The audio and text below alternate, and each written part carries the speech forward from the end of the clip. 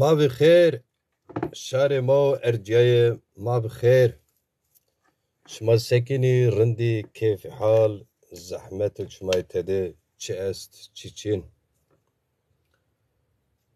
وزیر نو دقیقه را چون دقیقه جوابه ما هونجی جو پروگرامو گانی ناره و نشر کرد خیلی تماشاوان و سیروان پروگراما بی میمان پروگرام وزیر مسافر پروگرام وزیرین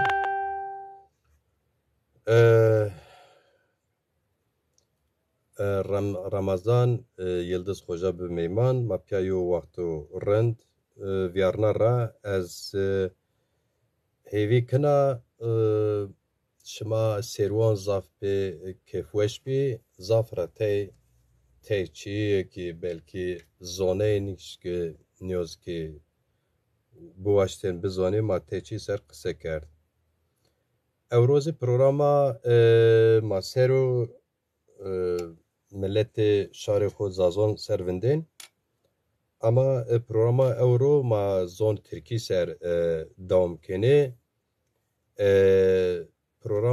پروگراما مسافر پروگراما شهر درس موزور üniversitesi زازا dil, tarih ve edebiyat mezunu öğretmen aynı zamanda son 20 yılını siyasete veren Zaza siyasetine büyük katkıları olan Sayın Ali Haydar Çatakçin ile evet bir program yapacağız. Programımızın konusu Zazaların durumu, Zaza siyaseti, dernekleşmesi, kültür sanatı. Buna ilişkin düşüncelerimizi dile getiririz. Tabii ki ağırlıkta ben soru sual ederim. Sayın Çatakçin Hoca da sorularımıza cevap verecektir. Cevap arayacaktır. Bu arada şunu da belirteyim. Program akışı süreci içinde çok kıymetli, değerli siz izleyicilerimiz belki bazı uzun yorumlar yaparsınız. Uzun yorumlar hakikaten telefonda okunamıyor. Çünkü konuk geldikten sonra telefonun alt kısmı komple beyazlaşıyor ve özellikle uzun yorumlar okuma şansı da kayboluyor. Bu nedenle sorular genelde konuyla, başlıkla ilgili de soru sual edebilirsiniz. Görürsem sorularınızı Sayın Ali Haydar Çatakçin Hoca'ya yöneltirim. Benim hazırladığım 7 başlık üzerindeki bugünkü programımız sanırım birkaç dakika sonra Sayın Çatakçı'nın kamera göndermesiyle başlayacaktır. Evet, dediğim gibi yani konumuz bugün Zaza toplumunun sorunları, siyaseti, dernekleşmesi, edebiyatı ve tarihi, dil bilimi üzerinde son 40 yıldır yapılan çalışmaları değerlendirmek, olası eksikleri, kaynağın nereden aldığını irdelemek, işte bir bütün olarak Zaza meselesini tartışmak. Tabii ki bununla birlikte biz günceli de tartışacağız. Biliyorsunuz bu geçen içinde olduğumuz ay içerisinde Zaza coğrafyasının Dersim ilimizde yine 21. Festival Dersim Doğa ve Kültür Festivali başlığı altında 21. festival yapıldı. Bu festival Zaza coğrafyasında 21. kezdir gerçekleşen bu festivale ilgili düşüncelerimizi, eleştirilerimizi dile getireceğiz. Tabii ki yerel seçimlere doğru giderken gene ister istemez gündemdir. Hatta diğer siyasi partiler, devlet günlük tartışıyor. Bütün devletin görsel ve yazılı basını bunu sürekli işliyor. Biz tabii ki buna da değineceğiz. Evet, şu an izleyicilerimizi bir bakayım kimler vardır görebilirsem. Haysaleddin Koç Hacı Apot Khair Ame Hamburg Ramasiyer Kanıt Çemo Serame hoş gelmişsiniz. Kazım Özcan Hoca Ercayı Khair Selamet Ame Mehmet Çetin Khair Ame Gavan Zaza Khair Ame Asım Mavzer Khair Ame Şma Pirupiya Khair Ame program sonra Gavan Zaza Mevatibi bu telefon ona problem yani. Mesela te name veraşen Sabri Pamukçu tıkhayrame Ali Adar Çatakçı Hoca tızı mabda khayrame Hoca Erceği te haskeni kamera xo brose ma dest programı xo bekire programa euro zone Türkiye ser ma kısekeni çünkü ma zazayı ki mesela zaza o azad beyiş serbest bir zazonu dvatanı ma قسەکەین ئەی زافەتەین ئەمرین هەندی ئەمری منەوە ما پیلێری ما قژێر کێمی چووما قژێر خێلەکە ئاسمیلە بیە نۆسەمەدا سیاست madem ki ma قسەکەین ma Türkiye zon Türkiye ser programı Euro raver beni. Evet bugünkü programımız tabii ki bizim yaşlarımız ve bizden daha büyük abilerimiz, hocalarımız az sayıda bizden daha genç insanlarımız Zaza siyasetiyle ilgilidir. Politikleşen Zazalar daha doğrusu Zaza siyasetiyle ilgilidir böyle diyelim. O yüzden de madem bir siyaseti tartışacağız, siyasi konularda soru sual edeceğiz. Genel şu an benim takipçilerin hemen hemen %99'u Zazaca bilir de gene de bir Türkçe diliyle yapalım istedik. Evet ZTV Haber Zazayan Khayrame Khayramo Çimariser Kamerame Ezvanakay Ali Haydar Hoca Erciye Ame aldım. Biz şimdi az sonra canlı yayınımıza başlamışız. Zaten soru sual bölümüne geçeriz. Mavdı Khair Hoca Erciye. Selamet, sabah hayır turi. Tutori rinde wese. Şerzan ötüyor tsekana tükwesa wasarın da tseçunu. Eskerda rında min navid dikanı gureto Mijoper dikanı lambeci tafine Mijol lamba verakı nevro ma program nüşte. Yani daha yeni dükkanı kapattık. Panjurlarını indirdik. Dedim dükkanın bir kısmı lambalarını da söndürdük. Benim bir eski program yaptığımda bir izleyiciler için söylüyorum. Hocam sizin kameranız biraz evin tavanını gösteriyor. Hep böyle olursa hep böyle çok mükemmel olur. Hatta biraz daha. Telefonun arkasına sert bir şey koyabilirsiniz. Çok şey oluyor. Evet. Şimdi bu biçimde sabitleştirebilirsek iyidir. Onların da halikem ya. Bu şekilde daha doğrusu. Ya halikem. Mehmet Resul Aydın hoş gelmişsin. Mehmet Resul Aydın sen de hoş gelmişsin. Ömer Çiçek Zazader Adana Başkanı hoş gelmişsiniz. Sayın Çiçek. Mehmet Resul Aydın söylemiştim. Başka evet. Abdülstar Kırvar Ambazo Erceği Tıkhayrame Sayın Abdülstar Kırvar hoş gelmişsiniz programımıza. Bugünkü programımız ben başta da açıkladığım gibi isteriz ki yorum ve sorular çok net ve kısa olursa. Çünkü cep telefonu imkanıyla program yapmaya çalışıyoruz. Programa katıldıktan sonra alt yazılar, yorumlar okunmuyor. Çünkü orası tam beyaz ekran oluyor. O sebeple bizi kısa da varsa konu başlıklarla ilgili sualınız Sayın Ali Haydar Çatakçı'na sual etmemiz için kısa yazsanız daha iyi olur. Hocam şimdi güzeldir. Ahmet Koynay Ambazo Erciyet Tıkhayrame Kerahatoni Sivere Delal. Selamun Yarın da. Sayın rindo ona zaf rindo veşi rindo şarmayı hep sürek ve roz vonu veşi ma vonu zafi von Weş. veşi Weş. az no der az son Ya. başta Hı. tamam son zonimat ala kadar bena han ziyet çekiyon kana mon zoni zazaki musana ko kana çi ko kana maldar zoni ko Ya. kana maldar Sayın hocam sırtım avaj mav dıkhir tıkhir ama Avrupa ma Türkiye devam ke Tam khair miyan debi. Khair be selamet. çıtır yerinde Uşa zanti arındı. İdare kemet striyat kurunda isala. Kerranda seni vinina o kadar. Seni vinina o kadarında. Ya raşt ya. Hocam ben hem paylaşım Hı. yazısında özet biraz değindim. Hem şimdi programı açarken de az bir şey açıklama Hı gereğini hı. duydum.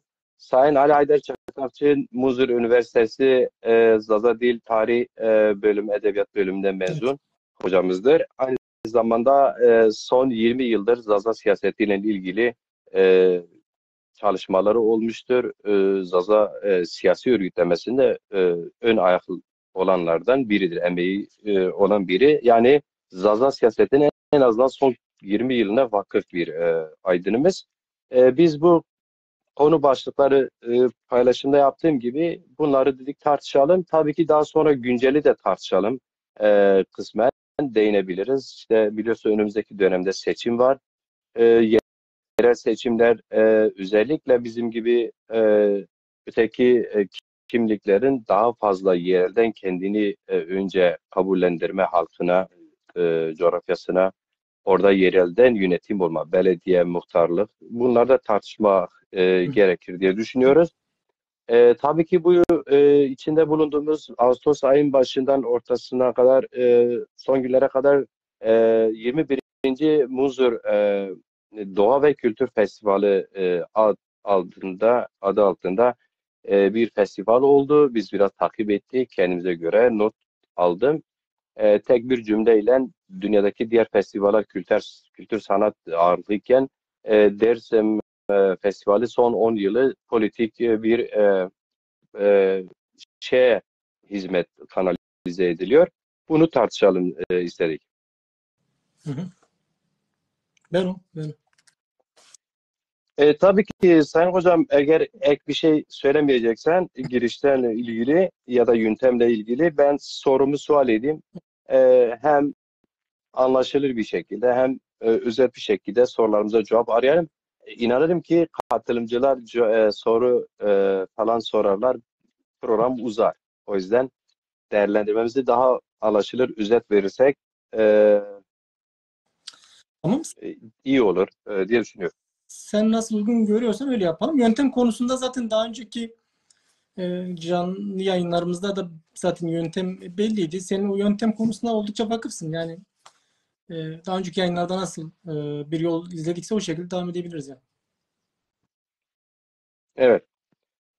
Sayın Hocam ben izninizden birinci sorumu sorayım.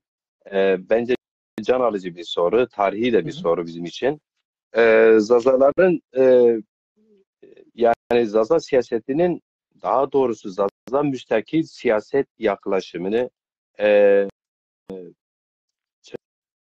çıkış koşullarını bir değerlendirsen hangi koşullardan yani son 40 yıldır Zaza aydını müstakil Zaza dili ve tarihi coğrafyası üzerinde çalışıyor olması hangi koşullardan ortaya Tabii çıktı? ki.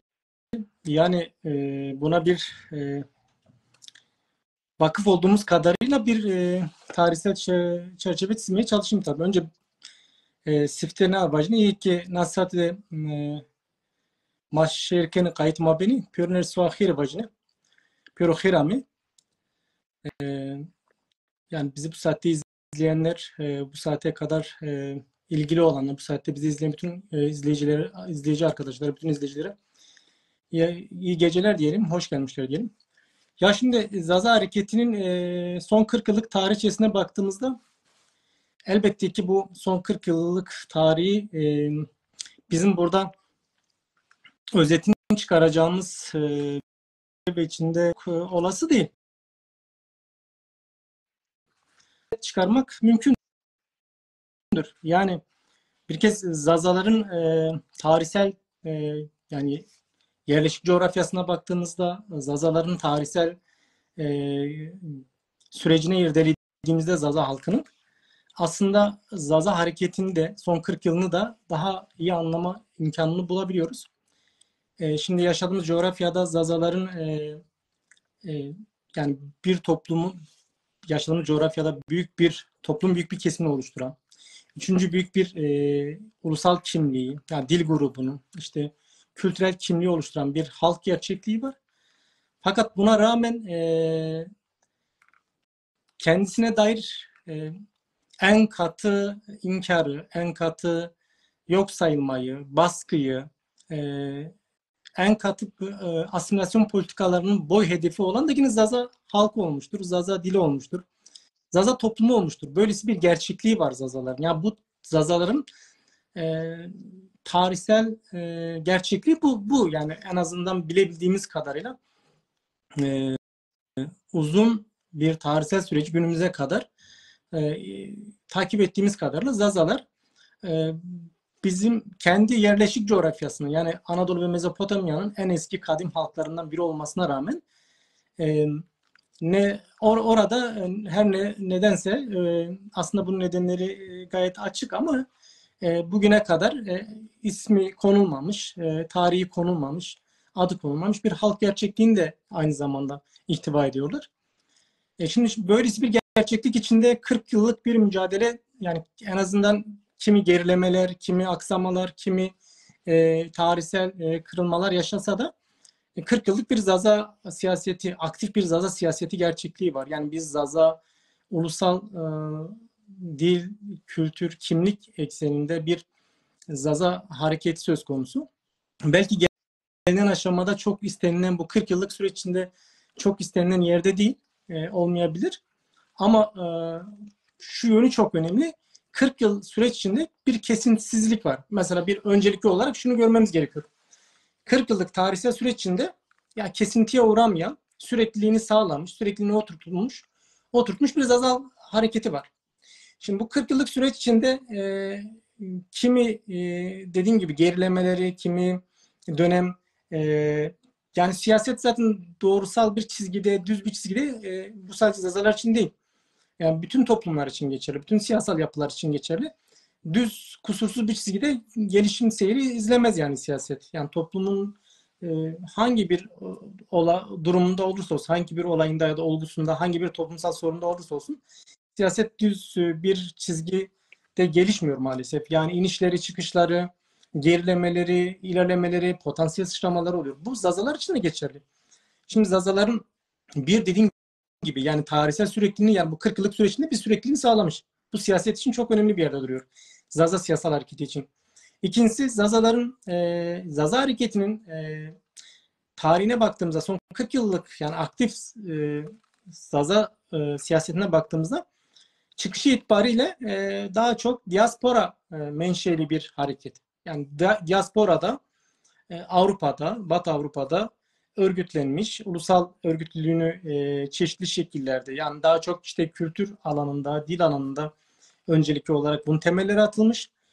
Bu dil ve kültür alanında atılan temeller süreç içinde siyasal taleplere dönüşmüş. Siyasal bir oluşuma dönüşmüş. Siyasal taleplerle birlikte, siyasal örgütlüğüyle birlikte daha görünür, daha bütünlüklü bir yapıya kavuşmuş. Yani Zazaların ikinci özelliği... Yani Sayın Hocam, net anlaşılıyor. O koşulları doğuran esas dünyadaki gelişmeler ve yine Türkiye, Zazaistan, Kürdistan, biliyorsun Filistin, yani sonuçta bir ortaya çıkış koşul ve nedenleri hangi ortamda? Hani mesela Zaza müstakil dil, kültür, tarih çalışması niye 100 yıl, 200 yıl, 300 yıl önceki koşullardan ortaya çıkmadı da ulusal bilinç ya da bağımsız Zaza müstakilliği de şu 1960 68 kuşağından sonraki dönemlerde ortaya çıktı. Onu Anladım. kastettim. Ya onu şöyle diyelim. Aslında Zazalar neden daha, Zaza hareketi niye daha yani önceleri daha erken dönemlerde bir ulusal hareketin örgütlenmediğini pek tabii olay sorabiliriz. Fakat onun için işte vurgusunu yaptım girişte, dedim ya, Zaza tarihine bakmak lazım. Yani Zaza halkın tarihine baktığımızda zaten neden Zazalar bu imkanlardan, bu olanaklardan mahrum kaldı? Ya Zazalar çok mu gerçekten şeydi, dünyadan bir haberdi? Yani dünyadan habersiz, tamamen kapalı bir dünyada mı yaşıyorlardı? Apayrı bir gezegende mi yaşıyorlar? Hayır, Zazalar da bugün ki içinde yaşadığımız dünyada yaşıyorlardı. Coğrafyası belli, yeri belli, yurdu belli. Ama tarihi de belli. Mesela işte tam da onun için dedim. Yani Zazaların tarihine baktığımızda ulusal anlamda neden yani e, daha önceleri diğer uluslar gibi ulusal bir örgütlenme ya da ulusal bir taleple tarih sahnesine çıkmadılar. Bunu Zazaların tarihine bakmak lazım. Şimdi baktığımızda bizim coğrafyamızda ötekinin de ötekisi, ezilenin de ezileni, yani yok sayılanın da yok sayılanı Zazalardır esas da. Yani baktığımızda Osmanlı'da da baktığımızda Zaza coğrafyasına baskı esas olarak yani Zazalara dönük bir sistematik bir baskı var Osmanlı döneminde Zaza coğrafyasında ve bu sistematik baskının unsurları bellidir. Hem merkezi otorite, merkezi otoritenin yanı sıra da bölgesel güçler var, bölgesel dinamikler var. Yani bölge düzeyindeki bölgede iktidar olan yapılar var. Yani Kürt beylikleri vesaire. Bunlar baktığımızda Zazaların gerek Osmanlı döneminde gerek Osmanlı sonrası işte yani zaten Kemalist Cumhuriyet'le birlikte esas olarak Zazalar bu yani saldırının yani Kemalist Cumhuriyet'in saldırı hedefi haline getirilmiş. Gerek Koçgiri'de gerek Şeyh Said gerek Dersim soykırımı peş peşe peyderpey gelişen bu kıyım ve katliamlar devamlı çok büyük bir soykırımla Zazaların yani toplumsal bünyesi önemli ölçüde darbelenmiş. Yani bir düşünsenize bir toplumun soykırımdan geçiriliyor. Ama bunun öncesinde yani gerek Koçgiri gerek Şeyh Said ve buralarda sistematik katliamlar ve baskı mekanizmaları yani Kemalist devletin daha kuruluş döneminde Zazalar bu hedefine getiriliyor ve yoğun bir saldırı altına yoğun alınıyor ve bu saldırıda toplumsal bir soykırımla birlikte şimdi ulusal uyanışı yaratacak toplumun kanaat önderleri, toplumun aydın kesimleri, toplumun yani lider kesimi dediğimiz yani toplumun işte o toplumsal örgütlenmeyi sağlayacak kesimler, tabakası bilinçli, programlı, planlı bir şekilde yok ediliyor. Yani bunu Dersim soykırımında da görüyoruz. Dersim soykırımının tasarımında da görüyoruz, planlamasında da görüyoruz, sistematik planlamasında bunu görüyoruz ve onun uygulanma aşamalarında, safhalarında da bunu çok bariz bir şekilde görüyoruz, açık bir şekilde görüyoruz. Keza bunu işte Koçgiri katliamında yani kitlesel katliamlarında da görmekteyiz. Yani toplumun öncülerini, toplumun önderlerini, toplumun aşiret liderlerini, toplumun kanaat önderlerini devlet son derece planlı programlı bir şekilde önce toplumu başsız bırakıyor. Bunları kıyımdan geçiyor. Önce bunları alıyor, bunları katlıyor, yok ediyor. Sonra yani tabiri caizse başı aldıktan sonra gövdeye saldırıyor. Ve gövdede de çok büyük kıyımlar, katliamlar yani katliamlarla birlikte özellikle Dersim'de bir soykırımla birlikte toplum başsız kalıyor. Dolayısıyla toplum başsız kalınca yani daha öncesi böylesi bir taleple neden tarih sahnesine çıkmadığını çok daha yani en azından bizler buralara baktığımızda daha rahat anlaşılır bir şey. Yani böylesi bir toplumun herhalde kalkıp ulusal bir taleple ya da böylesi bir dil, kültürel kimlik ve benzeri taleplerle tarih sahnesine çıkmasını bekleyemezsin. Çünkü toplum başsız bırakılmış. Yani son derece stratejik bir saldırıyla, son derece planlı programlı bir saldırıyla toplumun yani soykırım, klasik bir soykırım topluma klasik bir soykırım uygulanmamış. Yani belki tarihin ender soykırımlarından, katliamlarından biri uygulanmıştır Zazalara. Yani toplum başsız bırakılmış. Ve bugün soykırım, yani o soykırımın da şöyle şeysi yok yani bir etnik soykırım uygulandı. Onunla o süreç, o sayfa kapatılmadı. O bütünlüklü bir süreçtir. Bugün o birinci safha etnik soykırımdır, ikinci safha ise kültürel soykırımdır. Ve bugün bu kültürel soykırımın biz en derin ve yoğun bir şekilde sonuçlarını Zaza toplumu olarak yaşıyoruz. Bunu dil bağlamında yaşıyoruz, kültürel bağlamda yaşıyoruz, coğrafi olarak toplumun bünyesinin yani dağıtılmış, yani bugün itibariyle baktığımızda dağıtılmış bir Zaza toplumsal bünyesi var. Her anlamda bu kültürel soykırımın sonuçlarını görüyoruz. Yoğun sonuçlarını görüyoruz. Bugün dilin yaşadığı sorunları, yok olma tehlikesiyle yüzde olan bir dil var. Kültürel olarak yok olma tehlikesiyle karşı karşıya olan bir kültürel gerçekliğimiz var. Buralardan baktığımızda aslında Zaza toplumuna uygulanan etnik ve kültürel soykırımının nasıl bir toplum, yani devlet açısından nasıl bir planlamayla, nasıl bir stratejik planlamayla hayata geçirildiğini ve bunun aslında sadece 1900, yani Cumhuriyet'in kuruluşu ve sonrasında 1938'e kadar gelen o katliamlar ve kıyımlarla sınırlı olmadığını görebilmekteyiz. Bunun da devamında günümüze kadar yansımaları Zaza hareketinin olmayışının, Zaza hareketinin geç örgütlenmesinin, yani Zaza hareketinin işte diasporada örgütlenmesinin bir belirleyici dinamiklerinden, belirleyici etmenlerinden, dinamik etmenlerinden biri budur. İkincisi, yani en azından şöyle diyeyim, Zaza hareketinin geç örgütlenmesinin temel sebeplerinden biri budur. Hatta belirleyici sebeplerinden biri budur diyebiliriz. Yani tarihsel sürecinde Zazaların yaşadığı soykırım, baskı, şiddet ve sindirme politikaları, sindirme hareketleri sonucunda bütün bunlar da merkezi bir planla, merkezi bir politikayla, merkezi bir stratejiyle bunlar uygulanmış. Osmanlı'da da bu böyledir. Kemalist Cumhuriyet'te de bu böyle. Yani aslında Kemalist Cumhuriyet Osmanlı'dan devraldığı bir resmi politikayı güne uyarlamış. Yani Zaza toplumuna dair bunu güncele uyarlayarak hayata geçirmiş ve daha sistemli, daha kapsamlı, daha yıkıcı. Çünkü Osmanlı'da en azından etnik soykırımlar, soykırıma dönük yani katliamlar var, kıyımlar var ama Kemalist Cumhuriyet buna bir de kültürel soykırım eklemiş. Yani bunu görüyoruz ve kültürel Yani bir fark da şeydir, yani Osmanlı merkezi bir yönetim imparatoruydu. O yüzden bölgedeki temsilciler aracılığıyla varsa bir şiddet ya da baskı benzeri şeyler oluyordu. Cumhuriyet döneminde ise gerçekten önceden planlanmış, adım adım önce Piran, daha sonra Dersim, Koçgiri daha öncesi. Böyle aşama aşama yani bu coğrafyaya yerleşme bahanesiyle e, planlı bir şekilde bir sistematik ele geçirme.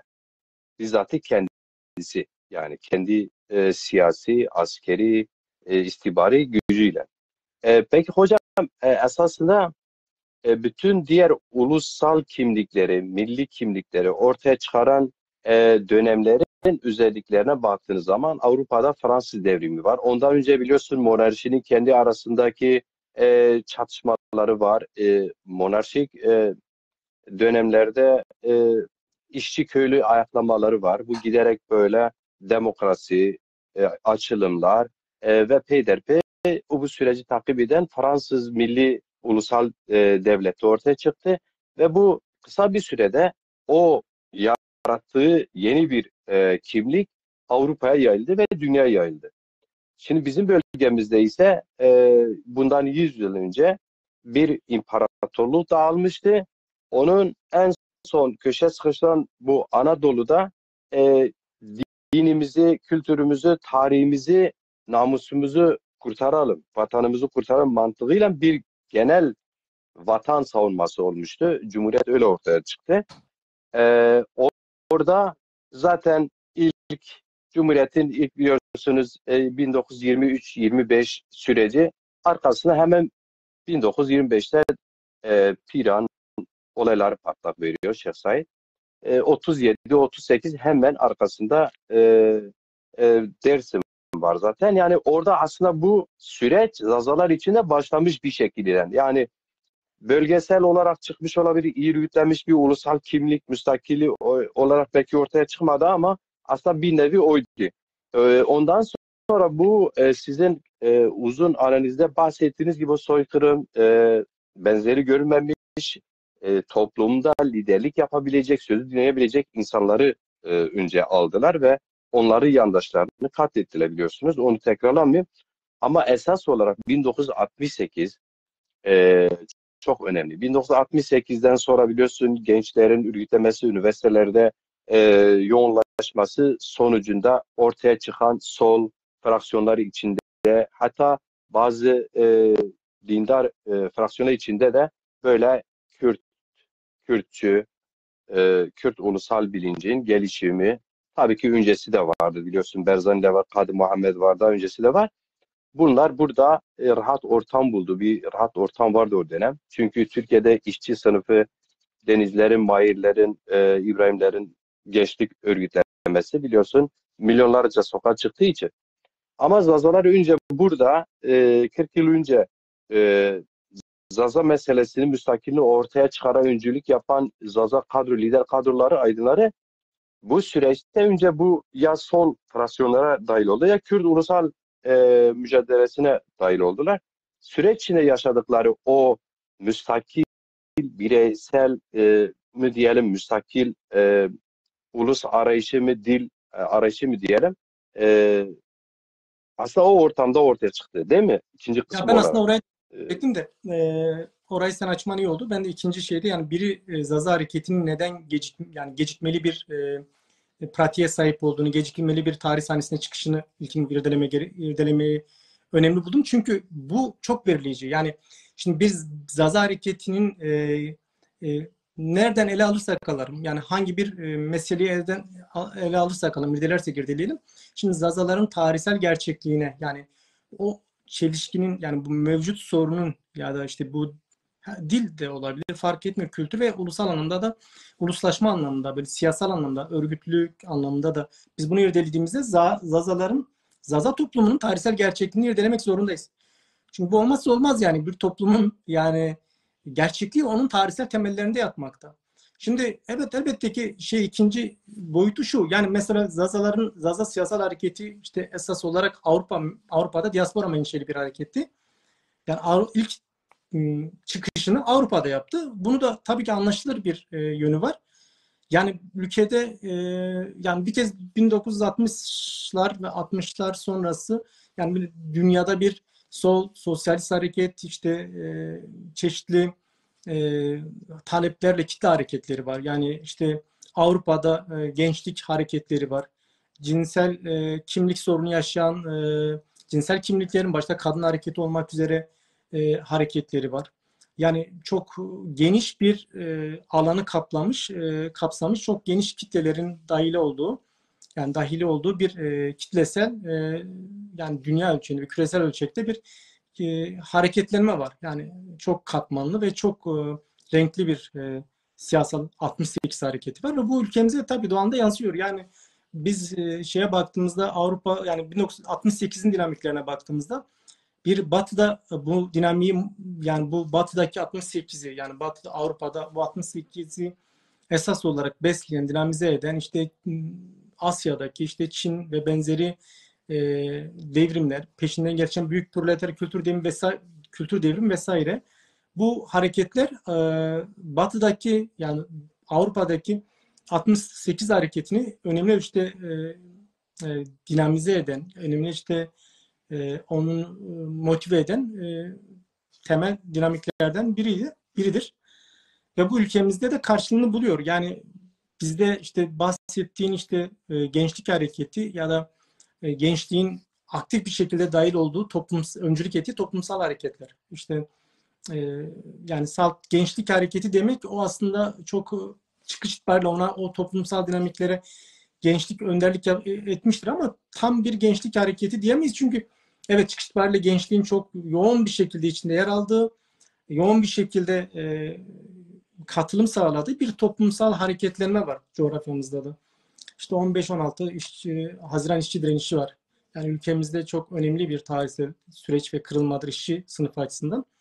Yani bunun yanı sıra çeşitli köylü direnişleri var. Köylük alanlarda çeşitli toprak ve benzeri taleplerle çeşitli direnişler oluyor. Yanı sıra yani Türkiye, yani diye tanımlanan bizim coğrafyamızda, yani Türkiye diye tanımladığımız Türkiye'de, yani Anadolu ve Mezopotamya coğrafyasında öteden beri çeşitli düzeylerde örgütlü olan bir Kürt hareketi var. Yani Kürt kurumlar var, Kürt örgütlülüğü var. Bütün bu dinamikler ülkemizde gerçekten çok geniş bir toplumsal hareketlenmeyi, toplumsal kitlesel kalkışmanın altyapısını, yani temelini, onun altyapısını oluşturuyordu. Bu toplumsal hareketlenme zaten daha sonrasında işte bahsettiğim işte Mahirler, Denizler, İbrahimler şahsında önemli ölçüde somuta büründü. Yani kendi karşılığını, yani pratikte, eylemde karşılık buldu. Bununla birlikte Kürt hareketi tarih sahnesine çıktı. Yani çok güçlü bir Kürt ulusal hareketi gerçekliğiyle bugüne kadar uzayan, yaklaşık 50 yılı neredeyse 50 yıl olacak, 50 yılı geride bırakmış bir Kürt hareketi gerçekliği var. Yani bu böylesi bir ortamda Zaza hareketinin, Zazaların esas olarak Zaza toplumunun,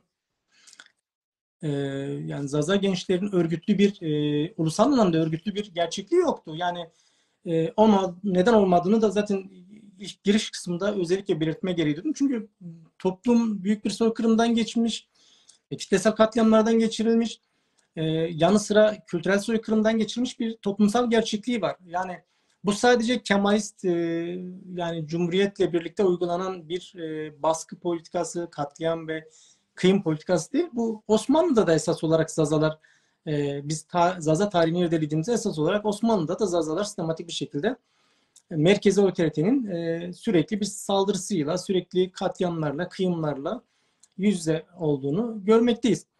Dolayısıyla sistematik bir saldırı ve katliam kıskacına almış bir toplumsal gerçekliği olan Zazalarda 1970'lere geldiğinde esas olarak toplumsal bir, yani ulusal anlamda bir uyanışın olmadığını, ulusal anlamda bir örgütlüğün olmadığını, daha çok işte o, yani Zazaların işte daha öncesinde bahsettiğimiz özellikle Kemalist Cumhuriyet'le birlikte katliam ve kıyımlardan sonra o doğan boşluğu Kürt siyasal hareketlerin doldurduğunu görmekteyiz. Ona bağlı olarak da sonrasında gelişen işte 68 ve sonrası sol sosyalist hareketler bu alanları doldurdular. Tabiatıyla Zazalar esas olarak ulusal bilinçten, ulusal örgütlükten yoksun olduklarından dolayıdır ki esas olarak buralara kaydılar. Yani yoğun bir şekilde sol sosyalist hareketler ve Kürt hareketine kaydılar. Buralarda örgütlendiler ve kendini Kürt olarak tanımladığı bu toplum öyle kendisine gelen o siyasal örgütlenmeler, yani sadece Kürt hareketi değil, açıkçası sol sosyalist örgütlenmeler de Zaza toplumunu tanıma, Zaza halkını tanıma, ona dair bir analizde bulunma, bu toplumun farklılıklarını görme, yani kendilerinin mücadele alanlarını, mücadele mevzilerini, onlar esas olarak oraları yoğun şekilde sol hareketlerin, sosyalist hareketlerin Zaza coğrafyasında örgütlü olmasına rağmen bu alanları çok tanıma durumları olmadı. Açıkçası bu tarz meseleleri çok sosyolojik olarak bir kafa yorduklarını maalesef söyleyemeyiz. Onlar da esas olarak işte bu topluma kolaycılığa kaçıp işte ya zaten bu toplumun işte kıyımdan geçirilmiş, soykırımdan geçirilmiş ve bu hareketler, yani buradaki bu tarih, bu halkın tarihi, bu katliamlar, bu kıyımlar, soykırımlar tarihi bir başka ulusun, bir başka halkın, yani daha örgütlü, daha dinamik, daha güçlü ki yaklaşık 100-150 yıllık hemen hemen işte 4 parçada örgütlü olan, belki daha fazla örgütlü olan Kürt halkının, Kürt ulusunun hanesine yazmışlar. Yani bu işin kolaycılığı aslında. Yani çok orada bir bilimsel bir tutum da yok. Bilimsel bir tutum yok. Siyasal bir tutarlılık yok. Çünkü orada herhangi bir yani sosyolojik bir analizleri yok. Bütün sol hareketlerin, Türkiye'deki bütün sol sosyalist hareketin, yani bahsettiğin o radikal sol yapılar da dahil olmakla birlikte, yani gittikleri coğrafyayı, yani mücadele verdikleri, orada yani örgütlendikleri coğrafyayı tanıma gibi bir dertleri olmamış. Yani oranın toplumuna temas etme, ya enteresan olan da o bölgeden yoğun bir şekilde Zazaların katılımı olmuş. Yani şimdi Zaza toplumunun yoğun bir katılımı var ama orada Zazalara dair yani kimsenin, yani bir çift söz söylediği yok ya da bir çift satır yazdığı yok. Yani sosyolojik hiçbir tespit yok. Dolayısıyla ezbere hareket edilerek direkt işte Kürtlük adına tanımlanmış. Doğal olarak Zazalar da kendini o şekilde görerek Kürt hareketine, yoğun bir şekilde Kürt hareketine Zazalar katılmış. Yani sonrasında bu sol ve sosyalist hareketlerde bir şekilde örgütlü olan, yani süreçte o sosyalist hareketlerden etkilenen, biraz daha bilinçlenen, biraz daha uyanan, daha sonra Batı'ya yani Avrupa'ya göç eden, Avrupa'ya bir şekilde zorunlu bir şekilde yani çıkış yapan Zazalar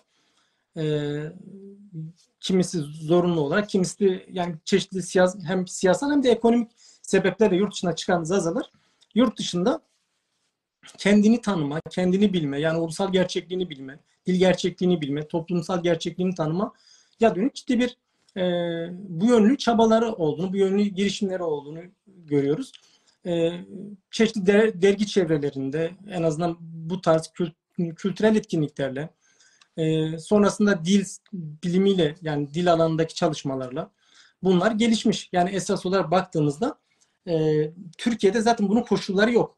Yani bir Kürt hareketi gelişmiş. Zaten boş olan o Zazaların o toplumsal boşluğu Kürt hareketi doldurmuş. Diğer yanıyla sol hareketleri doldurmuş.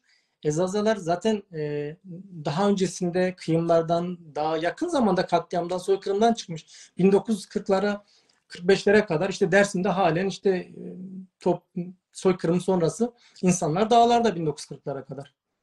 Yani Evet hocam. böylesi bir soykırım sonrası toplum zaten yeni bir soykırımdan çıkmış, toplumsal kıyımdan, katliamdan çıkmış bir toplumsal gerçekliği var. Bunun üzerine gelişen Kürt ve sol hareketler o boşluğu doldurmuş. Zazaların kendini toparlama, toplumsal bünyesini onarma, kendini tanıma şansları zaten bu şansı yakalayamamış. O fırsat olmamış. Peşi sıra gelen bir Evet hocam. yani sosyalist hareket ve Kürt hareketle birlikte devlet bunun da fırsat bilerek yeni bir yani hem Zaza coğrafyasında tabiri caizse bir yıkıma yol açmış. Yani bir yıkım yaratmış. Yani bugün de baktığımızda esas olarak Zaza coğrafyasına baktığımızda başta Dersim olmak üzere yani insansızlaştırılmış köy kalmamış ya. Yani gidip bakabilirsin bir köy kalmamış. Evet hocam. Yani sonrasında Doğrudur hocam. buyurun. Aslında soruya cevap verdiniz hem de geniş verdiniz. Tabii siz toparlayın. Bu arada katılımcılarımız da var. Diğer soruya geçmeden önce izninizle onlarda hatta yorumlar var. Bakmak isterim. Ya ben şöyle diyeyim işte yani Zazaların bir kez ulusal bir örgütlüğün olmaması onların tarihsel dediğim gibi toplumsal gerçekliğinde yatıyor. Yani devamındaysa yani Zaza toplumunun kendini toparlama, kendi yaralarını onarma, kendi toplumsal bünyesindeki yani soykırımlarla yaratılan o yıkımı giderme şansı bulmadan o alanda Kürt hareketlerinin yani Kürt siyasal hareketin o alana girmesiyle birlikte sol sosyalist harekette çok Zazaları tanıma şansı olmamış. Yani bu böylesi bir çabaları da olmamış açıkçası. Yani daha çok işin biraz da kolayına kaçılmış. Direkt işte Kürtlüğe bu mesele yorularak işinden çıkılmış. Ama yani Zazalara dair bilimsel çalışmalara biz baktığımızda yani bilimsel çalışma gerek dil gerek diğer bir takım bilimsel çalışmalara baktığımızda yani çeşitli Batı ülkeleri yani özellikle Alman dil bilimciler olmak üzere Rus dil bilimciler olmak üzere 1900'lerin başında hatta daha 1900'lerin başında bu çalışmalar yapılmış zaten. Yani bu topluma dair dil bilimsel çalışmalar yapılmış. O bölgede gelip işte saha araştırmaları yapılmış. Yani Zazaların ayrı bir etnik kimlik, bir ayrı bir dil grubu olduğu, ayrı bir toplumsal kimlik olduğuna dair çalışmalar fazlasıyla yapılmış. Fakat bu çalışmalar da yani bizim coğrafyamıza maalesef yansımamış. Yani bizim toplumumuza yansıma şansı olmamış. Bizim topluma taşınma şansı olmamış. Bu ancak biz bunu şeyde görüyoruz. Yani 1968 sonrası yani biraz da sosyalist hareketlerde örgütlenen Zaza bireylerinin yani ya da işte çeşitli ekonomik sebeplerle Batı'ya gitmek zorunda yani Avrupa'ya göç etmek zorunda kalan Zazaların yani Batı'ya gelmesiyle dil burada işte kimileri üniversitelerde, kimileri çeşitli eğitim kurumları, kimileri de işte dil öğrendikten sonra yani kendi gerçekliğini, kendi toplumsal kimlik tanımını daha sağlıklı, daha bilimsel bir temele oturtarak bunu yaptığını görmekteyiz. Zaza hareketi de bunun üzerine esas olarak Avrupa'da yani diasporada çıkış yapıyor tarih sahnesine. Ya çok da Aynen anlaşılır öyle. bir şey aslında. Ülkede de işte 68 sonrası gelişen işte 10 yılda bir, yani neredeyse 10 yılda bir yaşanan işte askeri darbelerle yoğun bir baskı süreci var. Yani bir 12 Eylül gibi bir askeri faşist süreç yaşanmış. Toplum korkunç bir yıkımla, korkunç bir baskıyla karşı karşıya kalmış, sindirilmiş bir toplumsal gerçeklik var. Dolayısıyla yani Zaza hareketinin diaspora çıkışlı olması tamamen objektif koşulların ürünüdür. Yani aynı zamanda da Zazaların Yani o koşu diyebilir miyiz? Yani o bahsettiğiniz, geniş cevap verdiğiniz bu koşullardan ortaya çıktı. Zaza siyasi ve müstakil öncülüğü, yani tabii liderliği. tabii yani koşullar Zaza gerçekliğinin, yani Zaza siyasal hareketinin koşulları bunlardı. Tarihsel gelişimin koşulları bunlardı. Yani o Zaza siyasal hareketinin yani diaspora menşeli olmasının, onu besleyen, onun tarihsel koşulları, onu mayalayan koşullar bunlardı. Yani öncesini, yani gecikme sebeplerini, tarihsel dinamiklerini, toplumsal gerçekliği üzerinden özetlemeye çalıştık. Devamında ise 68 ve sonrası gelişen süreçte yani Zazaların objektif durumu buydu. Bu objektiflik üzerine Batı'da gelişen Zaza uyanışı, Batı'da gelişen Zaza aydınlanması, buraya gelen toplum, yani Zaza topluma ait bireylerin gerek akademik eğitim üzerinden gerekse diğer kültür ve sanat çalışmaları üzerinden uyanmalarıyla, bir de zaten işte ülkemizde bir 68 gerçekliği var. Bu da doğal olarak Zaza hareketini, yani Zazaları da bu Zaza hareketini mayalamış yani. Yani bir şekilde mayalıyor. Nasıl mayalıyor? İfade ettiğiniz gibi işte o çeşitli sol, sosyalist ve Kürt hareketine dahil olan bireylerin bir süre sonra oradaki çelişkileri görerek, yani kendi toplumsal gerçekliğini tanımaları, kendi toplumsal gerçekliğiyle yüzleşmelerine yani doğanda tabiatıyla yol açıyor. Yani onun üzerine bir sorgulamaya yetiyor ve o esas olarak Zaza hareketinin yani çıkışının, onu besleyen, onu mayalayan dinamikler bunlar da diyebiliriz. Ama yani 40 yıllık süreç içinde şu mayalanma üzerinden en azından 40 yıllık yani bir süreç var. Yani şeyden baktığımızda 1980'ler üzerinden değerlendirdiğimizde 1970 ve 80 sonrası Batı'da, Avrupa'da gelişen bir Zaza hareketi var. Esas olarak kültür sanat alanında çıkış yapıyor. Sonra siyasal bir taleple, siyasal örgütlülükle kimi dönem kesintiye uğrasa da gerilese de yani gerilemelerle birlikte bir kopukluk yaşamıyor. Yani bir kesin bir kesintiye uğramadan günümüze kadar geliyor.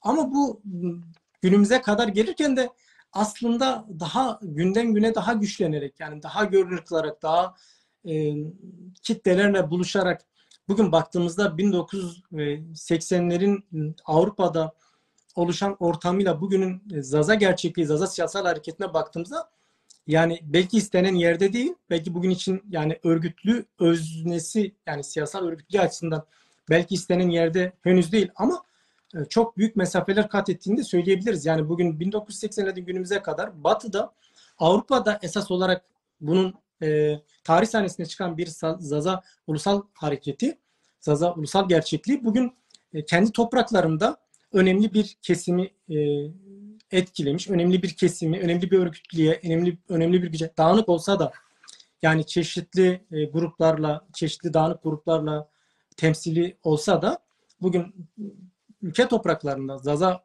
coğrafyasında kendi ulusal gerek dil, gerek kültür, gerek ulusal, gerek coğrafyasına dönük çok küçümsenmeyecek ciddi bir örgütlüğü var. Yani bu 40 yıllık süreç içinde Zaza Evet. önemli mesafeleri dikkat etmiş. Bunu da özellikle vurgulamak gerekiyor. Yani Batı'da orada Evet. tarih sahnesine çıkan bir Zaza hareketi var. Bir sürekliliği var. Bu süreklilik günümüze kadar güçlenerek bugün ülke topraklarında, yani kendi ülkesi topraklarında dağınık da olsa daha etkili, daha güçlü bir Zaza siyasal gerçekliğinin olduğunu söyleyebiliriz yani. Evet hocam. Şimdi izninizle siz tabii ki sorularımıza geniş cevap verdiniz gerçekten. Zaza yurtseverleri meraklı olan, Zaza tarihiyle son 40 yılla ilgili meraklı olan bütün Zaza yurtseverleri bu geniş açıklamayı defalarca izlemelerinin gerektiğine inanıyorum. Bazı tekrarlar olsa da bu bir gerçekliktir. Onu geniş ifade etmek lazım. geniş ifade ettiniz. Zaza Sanlı gelmiştir. Hocam bizi izliyordur. Yine Zaza Derbingöl Başkanı Sayın İbrahim Bukan Hoca bizi izliyor. Hoş gelmişsiniz. E, Bazı yorumlarda belki var da bakarım. Hüseyin Karaman Hoca bizi izliyor. Hoş gelmişsiniz efendim. Baki Aydın hoş gelmişsiniz Zaza. Her zaman bizi takip ediyorsun. İnşallah takip ederken de biraz da dönüşüyorsun. Baki Deza hoş gelmişsin. Selamlar, saygılar buradan Almanya'ya. Cihan Aydın bizi izliyor. Hoş gelmişsiniz efendim. Leyla Güven arkadaş bizi izliyor. Leyla Güven bana Feste arkadaşımdır ama bana hiç de yabancı gelmiyor. Sanırım kendisi de siyasi bir kimlik olması lazımdır. Yorumda belirtebilir. Bana hiç yabancı gelmedi. Belki farklı Güven soy ismindeki siyasileri çağrıştırdığı için ben öyle düşünüyorum. Evet, izliyor. Hoş gelmişler efendim. Şairlerimizden İsmail Baytemur arkadaş bizi izliyor. Hoş gelmişsiniz.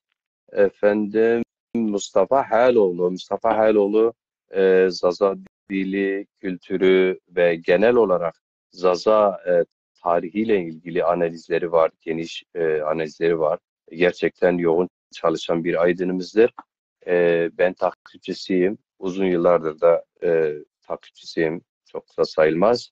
Birebir konuştuğumuz da oldu. Bazı programlar buna 3-4 yıl önce birlikte yapabiliriz diye. Evet, bir ara kendisi müsaadesi daha doğrusu zaman ayıramadı. Bir arada ben zaman ayıramadım. Kaldı. Konuşacağız. Sayın Mustafa Hayaloğlu değerli ve kıymetli bir aydınımız. Hoş gelmiş. Bizi izliyor. Yine Mahmut Çağdaş o bahsettiğimiz Zaza yurtsever kişilik, siyasi kimlik arayışı, müstakilliği 40 yılı süreci içinde başında olanlardan biridir. Bizi izliyor. Hoş gelmişler. Evet. Hasan Aydın bizi izliyor. Dezam'dır. Hoş gelmişsiniz. Hasan Aydın Deza. Murat Aydın izliyor yine Sarıcan'da ama Avrupa'da yaşıyor. Kadir Akdağ yine yazıyor. Bizi izliyor. Kendisi de hoş gelmişler. Kendileri de İsmail Sarı evet bizim Sarıcan'dan izliyor. Hoş gelmişler. İbrahim Bukan Hoca burada bir yorum yapmış. Okuyabilirsem okuyayım hocam. Zazalar İslamiyet öncesinden başlayarak kendi iyi araştırmayıp konumlandırmadılar diyor. Büyük Zaza koşul bugünkü Zaza okuyamıyorum. İnan ki yani bak ekran yani burada şimdi nasıl diyeyim gerçekten üzülerek söyleyeyim yani gerçektir canlı yayın yapan cep tarafında yapan herkes bunu bilir. Yani şu an çok profesyonel bir spiker de burada olsa okuyamaz yani. Uzun yazmayalım.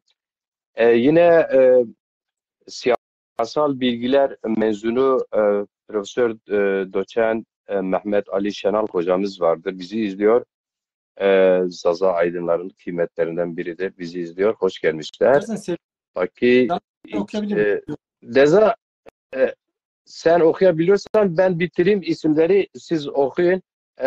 Evet Baki İSİCI bizi izliyor. Hoş gelmişler. Naci Ozan Başaran hoş gelmişsiniz. Zaza Aydınlar'dan Yılmaz Kanat Hoca bizi izliyor. Hoş gelmişler. Sakine Özkan hoş gelmişsiniz efendim. Cihat Tiryaki bizi izliyorlar. Hoş gelmişler. Buyurunuz hocam sen okuyabildiğin bir şey varsa önemliyse oku. Biz sorularımıza geçelim. Sorularımız çünkü çoktur. Sevgili İbrahim Bukan Hoca'nın şeyi bende gözüküyor.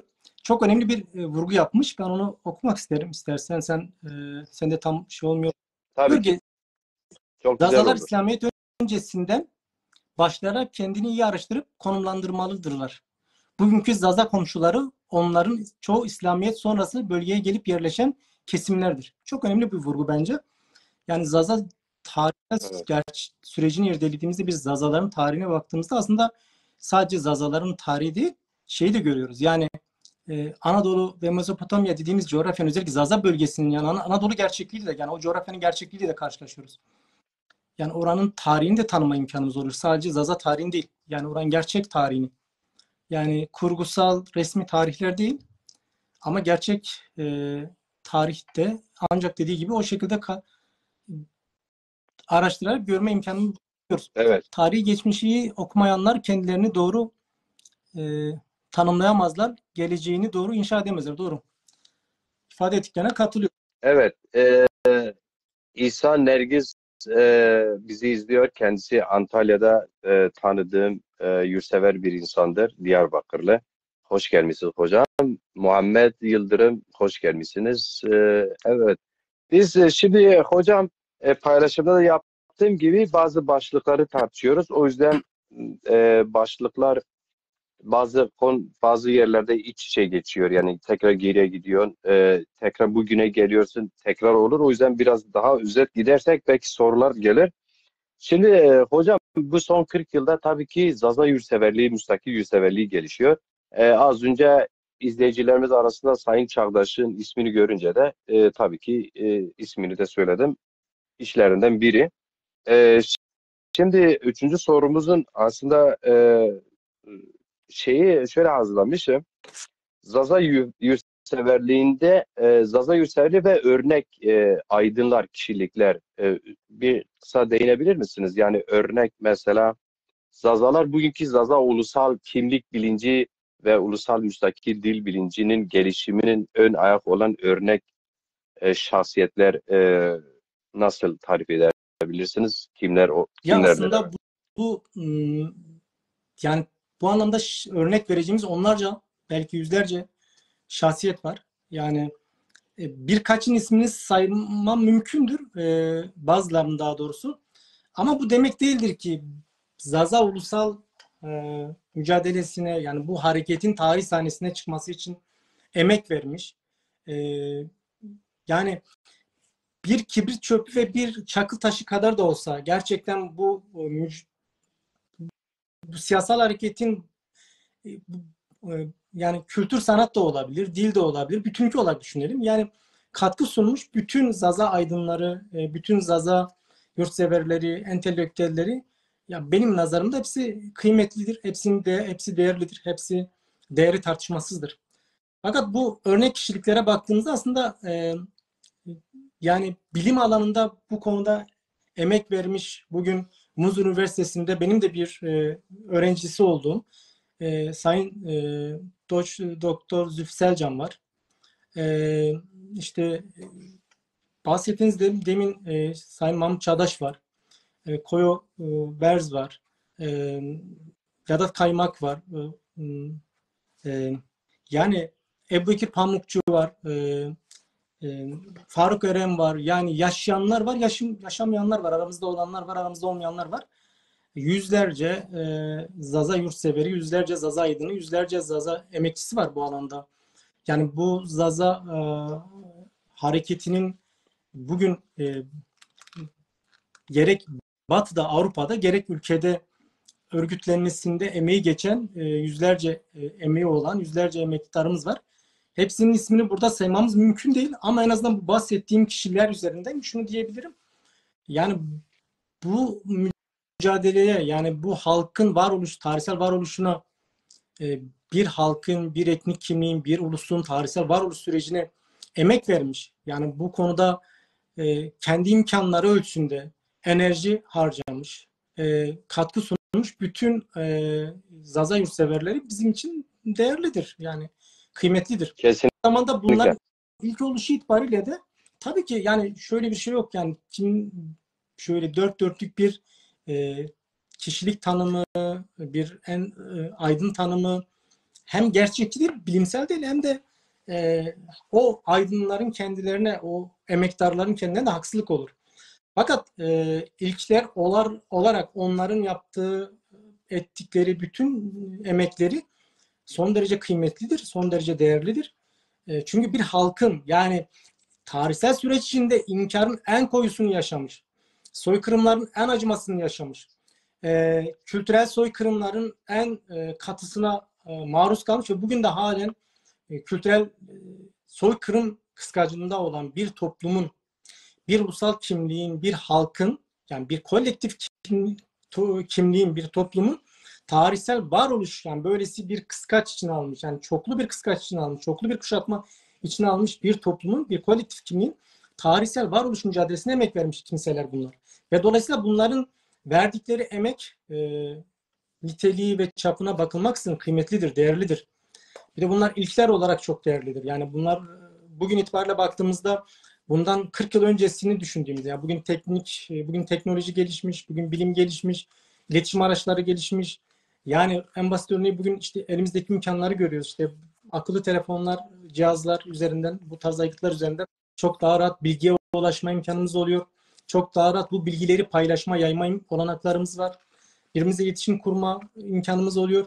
Ama o arkadaşların, o öncülerin buna bu tarz imkanlar da yoktu. Yani çok zor şartlarda, belki çok ağır şartlarda bu mücadeleyi verdiler. Yani önemli bir mücadeleydi, önemli tarihsel bir mücadeleydi. Bu tarihsel mücadeleyi her şeye rağmen belki istenilen düzeyde, istenilen nitelikte bir örgütlüğe dönüştüremediler ama bunun temellerini attılar. Yani zaten şöyle bir şey yok yani. Bizim gibi toplumların yani çok ezbere kaçmadan konuşmak gerekiyor. Şimdi bizim gibi bir toplumun girişte bahsettiğim gibi çok sistematik bir soykırım, çok sistematik bir katliam, sistematik bir baskı, sistematik bir kuşatma, yani baskı ve soykırımlar, katliamlar sistematiğine maruz kalmış bir toplumun yani kısa süre içinde güçlü bir siyasal örgütlenmesini yaratması çok gerçekçi değil. Yani tarihsel o toplumun tarihsel gerçekliği buna, yani o toplumun tarihsel gerçekleri buna müsait değil. Yani objektif gerçekliği ve subjektif gerçekliği buna müsait değil. Yani objektif gerçekliklerini de irdelediğimiz, girişte irdeledik. Subjektif olarak o toplumun soykırımlarla esas olarak o toplum başsız bırakılmış, yani başı kesilmiş. Tabii ki toplumsal gövde de soykırımdan geçirilmiş ama esas hedef toplumun önder kesimi, toplumun öncü kesimi, toplumun kanaat önderleri, toplumun liderleri olmuş. Yani dolayısıyla toplum başsız bırakılmış. Subjektif olarak da bu toplumun gerçekliği maalesef çok olanaklar yok. Objektif olarak da toplumun bu olanakları maalesef ki çok dezavantajları çok. Yani olanakları pek olmadığı gibi dezavantajları çok. Dolayısıyla böylesi dezavantajlar içinde, böylesi objektif ve subjektif dezavantajlar içinde bu tarihsel kişilikler, Zaza yurtseverleri, Zaza örnek, bunlar birer örnek kişiliktir aynı zamanda. Kuşkusuz bu örnek kişilikler kendi dönemleri itibariyle son derece dediğim gibi kıymetli işler yapmıştır, çalışmalar yapmıştır, temelleri atılmıştır. Bugün Zaza uyanışının, bugün daha etkili bir Zaza hareketinin oluşmasının temel taşlarını döşemiştir bu kişilikler. Bunlar kendi alanında her biri kendi emekleri, kendi çalışmaları, kendi çabaları, kendi özverisi alanında örnek bir kişiliktir. Dolayısıyla bunların hani bizler, yani bir Zaza hareketinin daha örgütlü, daha bilinçli, daha 21. yüzyılın Zaza toplumu ihtiyaçlarını karşılayacak bir Zaza siyasal hareketini örgütlemek istiyorsak kuşkusuz buraları da irdeleyerek, kuşkusuz buradaki bu kişiliklerin tarihsel analizini de yaparak bu Zaza hareketinin sadece siyasal, yani siyasal analizsel bir politik analizde değil, bu politik analizi daha çok böyle bu kişiliklere kadar indirgeyerek işte her bir kişiliğin işte emeğiyle, çabasıyla, özverisiyle, kattıklarıyla bütünleştirirsek daha örgütlü, daha bilinçli, daha kültürel olarak da daha böyle dinamik, güçlü bir Zaza hareketini örgütleyebiliriz ki zaten Zaza hareketinin buna ihtiyacı var. Yani tarihsel bir muhasebeye ihtiyacı var. Bugün Zaza hareketinin önünde en büyük şeylerden biri, yani bekleyen görevlerden biri de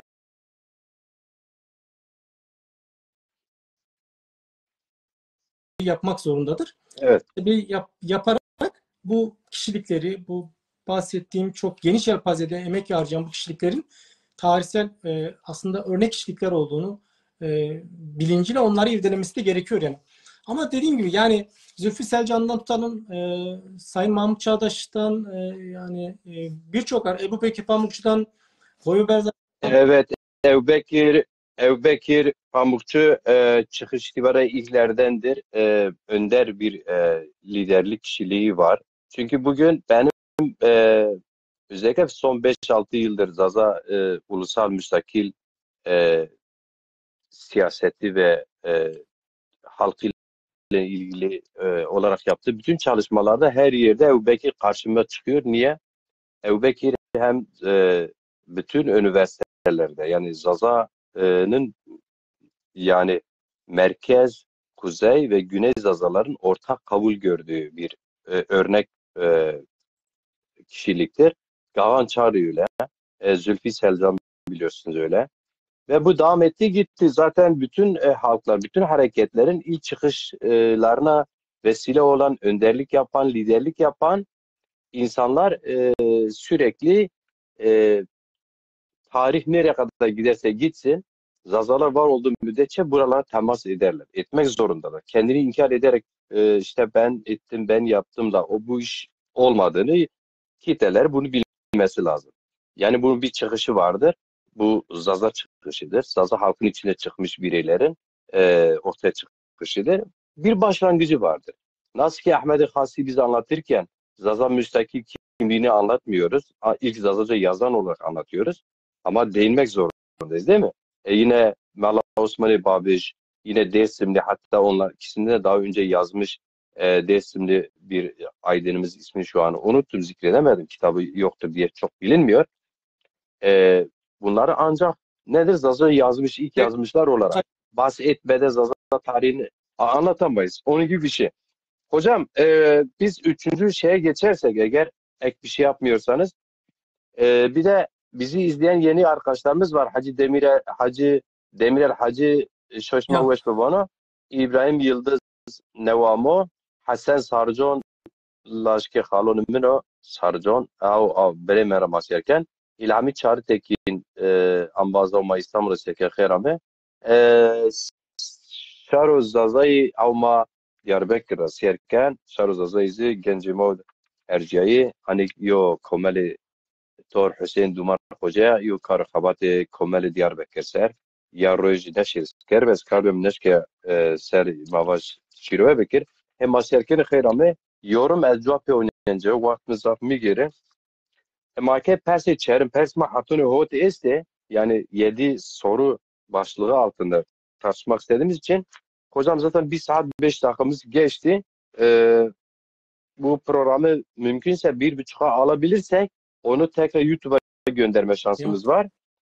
Zaten genel olarak değindin ama şunu Zaza Yurtsever örnek liderlik kişileri de bahsettiniz. Tabii ki şu an bunların sayısı binlere varmış ve Zaza davası dünyaya gelmiş. Artık Zaza davası bugün Suudi Arabistan'da biri arıyor beni diyor ki ben Suudi Arabistan'da yaşıyorum, Azerbaycan'daki, İran'daki yani hatta Kafkas ülkelerinde yine bütün Avrupa diasporada biliyorsunuz Zaza müstakil öncülüğü oradan yayıldı. Şu an Zazalar toplu bir cephe, toplu bir siyasi parti öncülüğünde belki bir arada görünmüyor ama gerçekten bu 40 yıllık çıkış, bu örnek Zaza kişiliklerin çıkışı, lider kişiliklerin çıkışı aydınlarımız, Zülfü Selcan gibi çok kıymetlilerimiz say bitmez Daimi Cengiz gibi Hıdır Erenler, Faruk Erenler bitiremeyiz. Yani çok fazla. Bu aydınlama süreci dünya yaydı. Şimdi biz Zaza hareketi bu süreçte kısa değinirsen şey de var. İlk kez artık isim, ülke ismini de kendine. Zaza madem ki Zazalar bir millet, madem ki bir müstakil dili var, onun ülkesi de var. Hatta belki Pamukçu diyor ki varto Zazaları voni zoni ma velati ma avkede koravani vahtanı çiğkene ne voni mesela velati ma Kurdistan no Türkiye no Arabistan von zoni ma velati ma name velati ho ona bu nişandane ama von madem ki Zaza yo coğrafya ise von Zazana ya aslında name velati von Zaza İsta tabii ki sonra Desmala Suresi Mahmut Çağdaş'ı teçhiyor neşirkeno aynı zivat ona var. Onun Pia dergisi, Kurmaşkan, Vare dergisi, Natvete Piruhen, Zaza Müstakili, Zazana, Zazaistan, teyzemi var ya teyzvonu Zazakistan, Mahmut Çağdaş'ın devam kerdi yani Türk Zazaca'ya alışık olduğum için oraya şey yaptım. Bu süreci kısa bir denirsek sonra biz dernekleşme sürecine gelirsek böyle günceli tartışmamız lazım. Hocam biliyorsun Dersim'de festival oldu, yerel seçimler var. Evet. Yani yani Zaza tarihsel kişiliklerini dediğim gibi yani örnek olarak şey yaparsak yani birçok kişilik var. Yani bugün biz dediğim gibi Hüseyin Dumanlar var, işte Bünyamin Hoca var. Bu alanda çalışma yapan. Bugün itibariyle çok geniş bir Zaza aydın tabakası var. Zaza entelektüeli var. Bunlar hepsi dediğim gibi demin de ifade ettim. Her biri gerçekten de çalışmaları oranında, çalışmaları ekseninde kıymetli kişilikler. Yani keza Haydar Şahin olmak üzere yani öncülük yapmış işte Zülfü Hocalar, işte Mahmut Çağdaşlar, Ebu Bekirler, Vedatlar, bunlar Mesut Mesut Asmin geçemeyiz. Yaşar Aratemur geçemez. Tabii ki biz bunu tek tek isim verme şeyimiz yok ama bütün halklar öncü öncü kişilikleri söyle. kişilikten bahsediyoruz. Yakın olarak tanıdığım çok şey var. İşte Yılmaz arkadaş var. Yılmaz Kanat benim de tanıdığım birebir Zaza Partisi'nde birlikte ilk örgütlediğimiz arkadaşlardan biridir. Yani bugün itibariyle çok büyük emekleri var. Yani kesintisiz sürekli, yani en azından sürekli sağlamış bir Zaza yurtseveri, Zaza emekçisi, aydınıdır, aynı zamanda entelektüelidir. Yani bugün itibariyle biz aslında şunu demek istiyorum. Yani Zaza hareketinin tabiatı gereği, yani Zaza örgütlenmesine baktığımızda Batı'da, Avrupa'da örgütlenen, bünyesine çok geniş bir kitleyi alan ve bu kitle de esas olarak Zaza hareketinin ihtiyaçlarını karşılayan, yani kültür sanattan işte dil bilimine kadar karşılayan bireyler topluluğu olur. Yani biz baktığımızda, biz bir Vedat Kaymak'a baktığımızda yani hem Zaza hareketinin kültürel anlamda ihtiyaçlarını karşılıyor, hem tarihsel ihtiyaçlarını karşılıyor. O Zaza hareketinin tarihini araştırıyor. Keza Zülfü Sevcan'a baktığımızda dil bilimiyle bu meseleyi açıklık getiriyor. Yani bunun üzerine bir muazzam bir emeği var. Bugün baktığımızda işte Mahmut Çağdaş'ın kesintisiz bir emeği var. Yani birçok kişi, keza Koyberz'e baktığımızda, yani bunlar hepsi son derece önemli kişilikler, öncü kişilikler ve kıymetli. Aynı zamanda yani bir de şöyle bir özellikleri var bunların. Zaza hareketinin ihtiyaçlarını karşılamaya dönük de şeye kalmamışlar. Salt pratik faaliyete, yani politik aktivizme koşmamış bu insanlar sadece. Politik aktivizmle birlikte mesela bu insanların kültürden tutalım da sanatından, edebiyatına, dil bilimine, siyasetine bütünlüklü bir kafa yoruşları var, görüyoruz. Yani yazıp çizerek, bilimsel çalışmalar yaparak Zaza hareketinin daha sağlam temellere oturulması için, daha bilimsel temellere oturması için, daha kültürel sağlam temellere oturması için ya bu insanlar gerçekten çok önemli çabalar içine girmişler, çok önemli mücadele vermişler. Bu takdire şayan bunların çalışmaları. Ve bugün özellikle öylesi koşullarda, yani bir 40 yıl öncesinin koşullarına baktığımızda yani bir halkın yoktan varoluş çabaları var. Yani bu topluma öncülük yapan, yani bir halkın, bir ulusun yoktan yok edilmeye çalışılan bir ulusun, yani bir etnik kimliğin yoktan varoluş çabaları var ve bu varoluşta bu arkadaşlarımızın, bu öncülerimizin çok kıymetli, çok değerli çalışmaları var. Yani bu çalışmalar dediğim gibi sadece politik aktivizme dönük bir çalışma değil.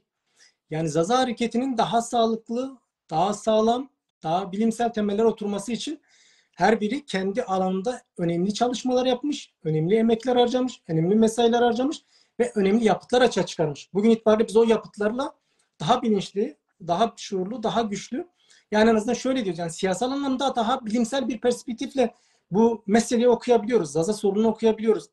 Yani bugün itibariyle daha ayaklarımız sağlam yere basarak Zaza siyasetine dair daha sağlam, daha gerçekçi argümanlar kurabiliyoruz.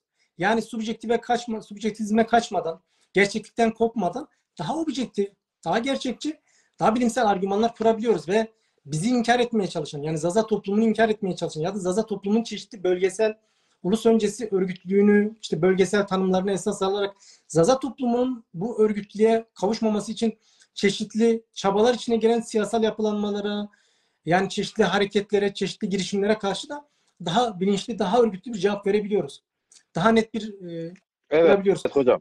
Bu anlamda da dediğim gibi yani bu kişilikler hepsi bizim için son derece kıymetlidir. Ama o kişilikler zaten o çalışmalar, o çabalar bugün kendi şeyini veriyor. Yani bugün itibariyle baktığımızda kendi mahsulünü veriyor, ürünü veriyor. Yani o tohum, yani bugün Avrupa'da, yani biz başta da vurguladığım gibi esas olarak diaspora menşeli olan Zaza hareketi, bahsettiğimiz özelliklerde örgütlenen bir Zaza hareketi bugün ülke topraklarında çok geniş bir kesimi, çok geniş bir kitleyi, bilinçli bir Zaza yurtseverini, yani parçalı da olsa, Yani gerek işte federasyon bazında, gerek dernek bazında, gerek parti bazında her ne kadar parçalı olsa da bu parçalılık da süreç içinde giderilecektir. Yani ben inanıyorum Zaza yurtseverleri bu bilinçle, ulusal bilinçle, ulusal kimlik bilinciyle zaten toplumun dinamiği bunu kendini dayatacaktır. Yani toplumsal gelişme dinamiği, diyalektiği bu. Bu Evet, anda Zazalar da şu anda var olan bu parçalı durumu süreç içinde gidereceğine inanıyorum. Bu konuda hiçbir şüphem yok. Bugün itibariyle bizim için önemli olan şudur. Yani bu 40 yıllık süreç içinde Zaza hareketi kesintiye uğramadan bir sürekliliğini sağlayarak, her gün daha güçlenerek, daha belirginleşerek, daha görünür kılarak bugün ülke topraklarında, yani Zazaistan topraklarında, Zaza topraklarında önemli bir kitle gerçekliği var. Önemli bir örgütlülük gerçekliği var. Dağınık da olsa önemli bir örgütlülük gerçekliği var. Bunu küçümsememek gerektiğini düşünüyorum. evet hocam. Ee, evet, Mahmut Çağdaş yorum yapmış. Nezir Alkan, Zaza Der İstanbul derneklerinden derneğin ismini şu an zikredemiyorum. Özür dilerim. Bizi izliyor. Hoş gelmişsiniz. Tabii ki biliyorsun farklı hürmet vardır. Yani biz say bitiremeyiz sabaha kadar. Örnek lider kişiliklerimiz. Yani Zaza Perest diye arkadaşlarım birçoğu öyle bilirler. E, hocam biz şimdi şey yaparsak e, devam edersek eğer,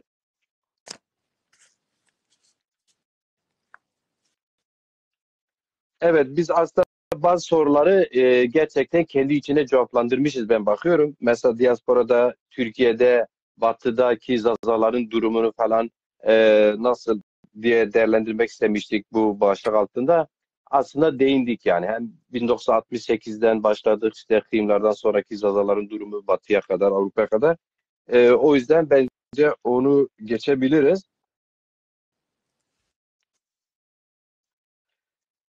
Genel durum olarak gelirsek biraz güncele eğer ki izninizle direkt güncele geçersek belki bazı yorum ya da sorular olursa biz onları da alıp programı kapatabiliriz. Abdullah Güven Dezat-ı Herami, Abdullah Güveniz emektarı Zazonu gerçekten Herami. Diğer yorumları daha sonra istersen okuyayım bilmiyorum. Mahmut Çağdaş yorumu falan var. Kom ederek kem kemküm ederek pardon. Bu gençlik yapmak için. Siz okuyabilir misiniz? Ben yine beyaz ve siyah karışımını okuyamadım. Bakayım bir. Kemküm Ee, ederek bir diyor. bakayım göreyim. Bölgecilik yapma. Bölgecilik Evet, yapma, evet. kim hangi tarihte dergi çıkarmış belgelerle. Diyor kemküm ederek bölgecilik yapma, kim hangi tarihte dergi çıkarmış belgelere neden yer vermiyorsun? 2017 tarihinde başlattığımız akım sayesinde bugün Zazalar konuşuyor demiş. Evet. Evet. Ee, Mahmut Çağdaş Hoca sen hep böyle eleştirisel oluyorsun da kemküm etmiyoruz. Odur anlatmaya çalışıyoruz. Tabii ki bizim için, benim için, Majid Ciron için e, herkesin hakkını teslim eder ama biz gelip de yani ben onu asla yapmam. Falakes ne zamandan beri ne yapmış onu konuşup da kendimi ne de Zaza kamuoyunu meşgul etmem. Zaten biz onu konuşuyoruz. Tarih bunu yazıyor zaten kim ne yaptıysa. Yani o tarihi yaratan kişilikler onu sürekli yaşayamazlar anlatsınlar. Yani öyle bir dayatma yapmayalım. Zaten eğer doğru bir şey yapıyorsak Zaza yurtseverleri bu birilerin engeli olsa, birilerinin sansürü de olsa ortaya çıkar. Doğru tek de her zaman ortaya çıkar. O yüzden sizin emeklerine büyük saygım var. Ama gerçekten e, her şeye eleştirirse yaklaşımınızı doğru bulmuyorum efendim. Hocam, şimdi bu içine bulunduğumuz ayda direkt geçelim sonra biraz siyasete güncele değinelim. Biliyorsunuz 21.si düzenlenen Dersim Doğa ve Kültür Festivali var. Ben geçmişten beri takip ediyordum. Gidemedim bir türlü. İnşallah bir gün nasip olur giderim. Dersim'e birkaç kere gitmişim ama festivale gidemedik. Şimdi bu ilk 10 yılı bu festival biraz daha festival aslında uygun kutlanıyordu diye biliyorum. Birçok aydın da yazıyor bunu zaten. Takip ettiğimiz kadarıyla öyleydi. Ama son 10 yılda yerel seçimler, genel seçimler, barajlar sorunu, yok sol e, perspektif öncülüğünde Dersim giderek böyle bir festival ama son Zaza hareketiyle birlikte de 3 parçalı bir akış içinde bir festival düzenleniyor. Doğa e, kültür festivalden öteye siyasi, politik, filamaların, sloganların öne çıktığı bir festival noktasına geldi kısmen. Önemli yani festivali perdeleyen, gölgeleyen yaklaşımlar var. Nasıl değerlendiriyorsunuz? Ya ben Takip ettiniz mi? tabii ki festivaller ilk yıllarına kıyasladığımızda elbette ki festival ilk çıkış itibariyle e, çıkış programına uygun olarak daha nitelikli, daha o programına bağlılık anlamında daha tutarlı bir pratiği söz konusuydu. O tartışmasız. Yani o konuda en azından çıkış itibariyle öyle bir gerçekliği vardı. Tabii o günün koşulları, o günün gerek ülke, gerek bölge, gerek işte Dersim'in uluslararası, yani Dersimlerin, uluslararası andaki Dersimlerin o günün koşulları çok farklı. Bunun da etkisi vardı. Fakat e, esas olarak baktığımızda yani yoğun bir baskının, yoğun bir devlet terörünün yaşandığı bir coğrafyada e, uzun yıllar yoğun bir yıkım sonrası, uzun yıllar sonrası böylesi bir e, gündemle, böylesi bir çalışmayla bir festival çok geniş kitlelerin, Dersimlerin ve Dersim dostlarının yüreği Dersim'le atan, bilinciyle, yüreğiyle Dersim'de olan çok geniş bir kesimin desteklediği, gerek ulusal gerek uluslararası desteklediği bir festival gerçekliği vardı.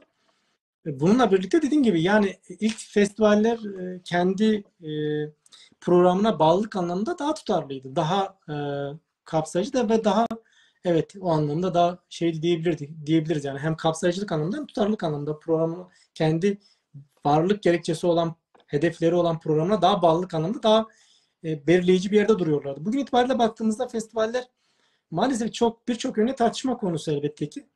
Yani festivallerin içeriğine baktığımızda gerek içerik olarak gerekse biçimsel olarak tartışma konusu. Kuşkusuz bu tartışmaların yani bu eleştirilerin hepsi anlamsızdır demiyor. Bunlar elbette ki haklılık payı var. Zaten şeyi de görüyoruz. Yani festivale katılım oranı olsun, festival sahiplerinin oranı olsun. Tabii bunun birçok dinamiği var. Yani biz esas olarak baktığımızda yani festivalin asıl varlık amacına baktığımızda, varlık nedenine baktığımızda ya evet varlık nedeni itibariyle baktığımızda gerçekten de festivalin çıkış itibariyle çıkış anlayışına, programına baktığımızda önemli kırılmalar yaşadığı bir gerçeklik. Yani önemli kırılmalar yaşadı. Yani gerek kültür, yani Muzur Kültür Sanat ve Muzur Doğa ve Kültür Sanat Festivali olarak tanımlanan gerek doğa özgürlüğüne baktığımızda gerek Dersim'in kültürü, sanatı, dili itibariyle baktığımızda çok ciddi kırılmalar yaşadığını söyleyebilirim. Ya öyle süreçlere ben tanıklık ettim ki festivalde. Yani ben bizzat içindeydim. Yani Zazaca yani Dersim yani Muzur Doğa Kültür Sanat ve Doğa Festivali diye tanımlanıyor. Ama yani ana dili Zazaca olan yani baskın dil, esas konuşulan dil Zazaca olan, toplumun %80'i, %85'i, 90'ı Zaza olan ve Zazaca konuşan bir coğrafyada Zazaca konuşulmaz hale geldi yani. Öyle süreçleri de yaşadık yani. Zazaca resmen yasaklanır hale geldi. Festivalde bunlar. Yani festivalin sunucusundan tutanım da şeysine kadar yani Zazaca konuşma unutturuldu. Zazaca unutturulmaya çalışıldı. Ya sen şimdi Zazaca'yı toplumdan yani o toplumun dilini çıkardığında o toplumdan geriye ne kalıyor ki? Şimdi sen kültür diyorsun, sanat diyorsun. Ya bir toplumun ana dili onun kültür sanatının merkezidir ya. Yani temel kaynağıdır. Yaratım organıdır, yaratıcı organıdır. Şimdi sen yani bir toplumun sadece kültür sanat değil yani bir toplumun toplumsal varoluşunun temel dinamiği dilidir zaten. Toplumlar doğayla bağını koparırken yani insan toplumları tarihsel sürecinde, evrimsel sürecine baktığımızda dilin evrimleşmesiyle birlikte, dil faktörün gelişmesiyle birlikte bilinç gelişiyor ve doğadaki diğer canlı türlerle ayrışıp insansılaşmaya dönük tarihsel süreci, tarihsel gelişmeleri kaydediyor. Dolayısıyla dilin yani tarihine baktığımızda dil insan olmasının temel dinamiğidir zaten. Günümüze kadar da bir toplum, bütün toplumlar olduğu gibi bir toplumu belirleyen, bir toplumun toplumsal özgünlüğünü koruyan, toplumsal varlığını koruyan, onun varlığını besleyen, onun varlığını üreten temel üretici mekanizma dildir. Bak kim ne derse desin. Yani dini inancı değişir. İdeolojisi değişir. Yani politik bakış açısı değişir. Yani farklı dillerde sanat da icra edebilir. Ama bir toplum ancak diliyle var olur. Ancak diliyle kendisini üretir. Yani dili ortada kalkan toplumlar tabiatıyla yok olur. Yok olmuştur yani. Şimdi dil bir toplumun varoluşunun temel dinamiğidir. Toplumun varoluşunu sağlayan temel mekanizmadır. Dolayısıyla sen bir yerde kültür sanat diyorsun. Ya bir toplumun kültür sanatını doğal olarak onun diliyle öğreneceksin sen. Onun diliyle icra edeceksin. Onun diliyle geliştireceksin. Onun diline esas alacaksın. Şimdi sen kültür, sanat ve doğa diyorsun ama bakıyorsun yani dil yok ortada.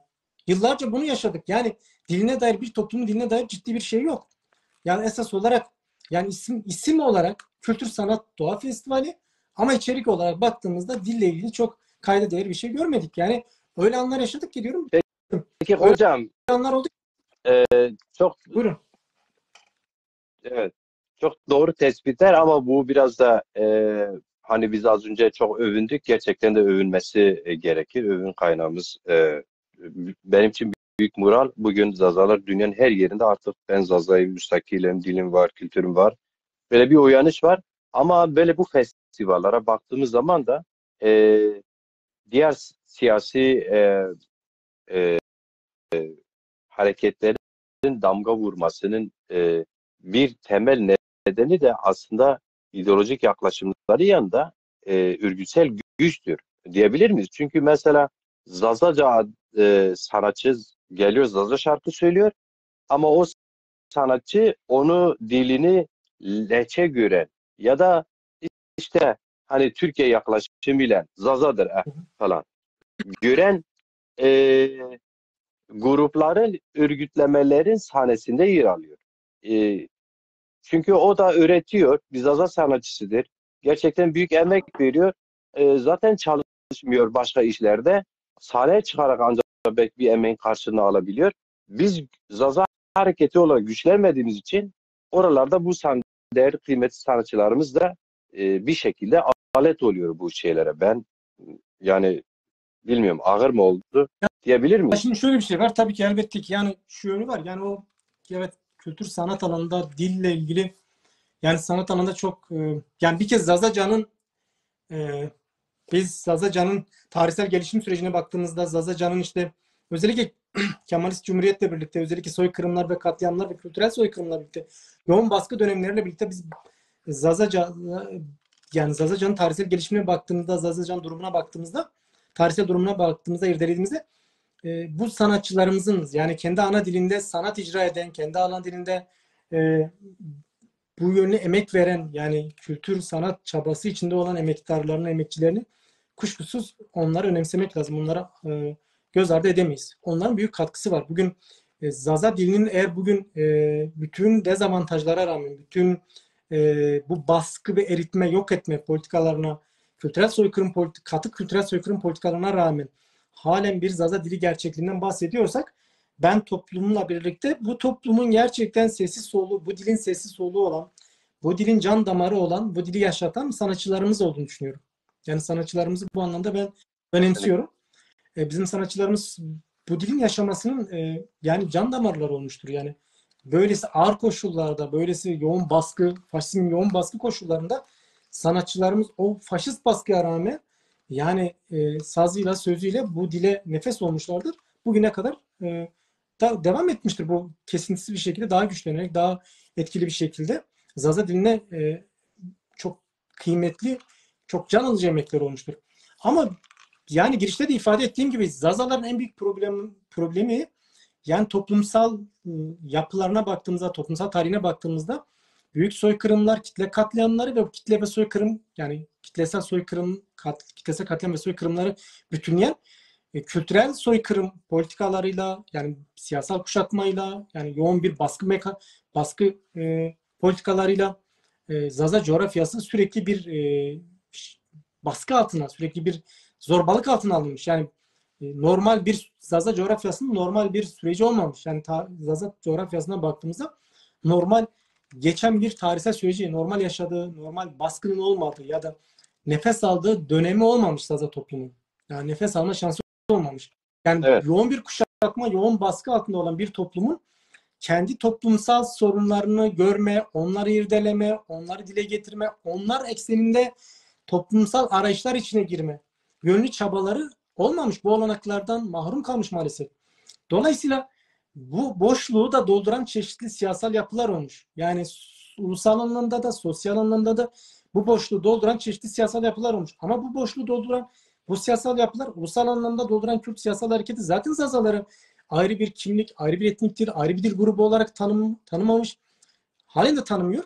Yanı sıra diğer sol, sosyalist hareketler de yani bu bölgede yoğun taban bulmalarına rağmen, yoğun örgütlenmelerine rağmen bu bölgenin yani buraya dair hiçbir analizi, hiçbir görüşü, hiçbir fikri olmamış. Yani bu topluma dair hiçbir katkısı olmamış. Tam tersine hatta diyebilirim ki bütün bu siyasal yapıların bu coğrafyaya önemli zararları olmuş ve bu coğrafyaya karşı da önemli derecede borçlular bunlar. Halen kendi gerçekliğiyle yüzleşmiyorlar.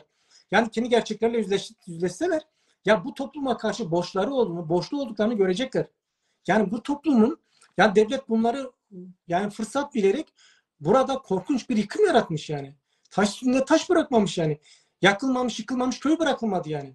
Yani düşünün Dersim gibi yani Evet hocam. şehir merkezinin dışında ya köy kalmamış ya köy kalmamış. Bugün gelen aşamada da o da yok yani. Şimdi dolayısıyla böylesi bir ortamda yani siz düşünün bir sol hareketsiniz, sosyalist hareketsiniz. Bölgeye gidiyorsunuz, bölgede örgütleniyorsunuz. Bilimsel bir hareket olduğunu söylüyorsun. Programınıza baktığınızda sosyalist bir hareket olduğunu, yani ulusların kendi kaderinin tayin hakkından hareket ettiğini söylüyorsunuz. Yani programınızın esas dinamiği o olduğunu söylüyorsunuz. Ama bakıyorsunuz ya ayak bastığınız toprağa, ayağınızın alttaki toprağı tanıma şeyiniz yok ya. Böylesi bir çabanız yok. Böylesi bir eğilim içine de girmemişsiniz. Ve yani bütün bu senin bahsettiğin sol hareketler 50 yıllık hareketler. Bunlar 3-5 yıllık değil. 50 yıllık hareketler ve bunlar yarım yüzyıl devirmiş. Halen 200'lü bir politika gidiyorlar. Halen 3 maymunu oynuyorlar. Ya ben o bir sosyalist olarak bunu söylüyorum yani. Esas olarak bir sahip Evet olarak hocam. bir sahip olan bir birey olarak bunu söylüyorum. Diyorum ki yani bu 3 maymun Yani kısacası diyebilir miyiz? Yani bir tarafta tek ulus devlet var. Onun merkezi eğitim sistemi var. Siyasi partileri zaten var. Bir de kendini sol, sosyalist, özgürlükçü, bir de ulusal bağımsızlık çizgide görenler de aynı paralel üç koldan Zaza coğrafyasında Zaza dilini ve kültürünü, onun tarihini ve izlerini yok etmeye çalışıyorlar. Yani tabii ki aynı anlayışla olmayabilir ya ama aynı yola çıkıyor. anlayış olarak hareket noktası, motivasyon kaynakları aynı olmayabilir. Ama sonuç aynı. Yani çıkan sonuç aynı. Maalesef çıkan sonuç aynı. Yani bir sosyalist hareketin bir bölgeye giderken orayı asimile etmek, orayı işte insansızlaştırmak gibi bir gayesi, bir amacı olmayabilir. Böylesi bir amaçlar olmamıştır. Ama netice itibariyle sonuç oraya gitmiştir yani. Yani sonuç o. Öyle bir sonuç. Yani Evet, onların iradesinden, onların amacından, onların niyetlerinden bağımsız olarak pratikleri ona hizmet etmiş. Biz bugün pratik olan yani biz neticede günün sonunda biz çıkan sonuca bakmak zorundayız. Yani pratiğin kendisine bakmak zorundayız. Şimdi şöyle bir şey yok yani buraya gelen sol hareketler, sosyalist hareketler bu halka dair yani bu halkın gerçekliğine dair temelde vurguları olmuş olsaydı, kendi programatik görüşlerinde bunlara yer vermiş olsaylardı, bu dile, bu topluma, bu etnik kimliğe, bu ulusada yani buradaki bu halkın bu etnik kimliğe, bu kültürel kimliğe bir parantez açsaylardı ki bunu dediğim gibi yani bir komünist olduğunu iddia eden bir hareket, sosyalist olduğunu iddia eden bir hareket ulusların kendi kaderinin tayin hakkı gibi bir hareket noktası olacak, bir motivasyon kaynağı olacak. Ya uluslararası alanda bu olmazsa olmaz sol hareketlerin e, programatik görüş yani onların programatik görüşlerinden biri olacak bu tarz toplumsal çelişkilere dair. Ama gel gör ki bizim coğrafyamızda bu rafa kaldırılmış. Kolaycılık olmuş. Yani işin kolaycılığına gidilmiş. Yani kesinlikle. kitle bütün Evet, örgütlü olan, daha güçlü, daha örgütlü, daha dinamik olan bir harekete bunları yamayıp işin içine çıkmaya çalışmışlar. Ama şimdi bu gerçeklik değil. Bu gerçeklik olmadığı gibi bu bir hakikat değil. Hakikat olmadığı gibi bu bilimsel bir gerçeklik olmadığı gibi toplumsal açıdan da büyük bir haksızlıktır. Yani bir travmayı Yani niyetinizden bağımsız siz onu pratik olarak besliyorsunuz. Toplumsal bir aksılığa kan taşıyorsunuz. Yani bu sizin iradenizin Kesinlikle. dışında olan bu.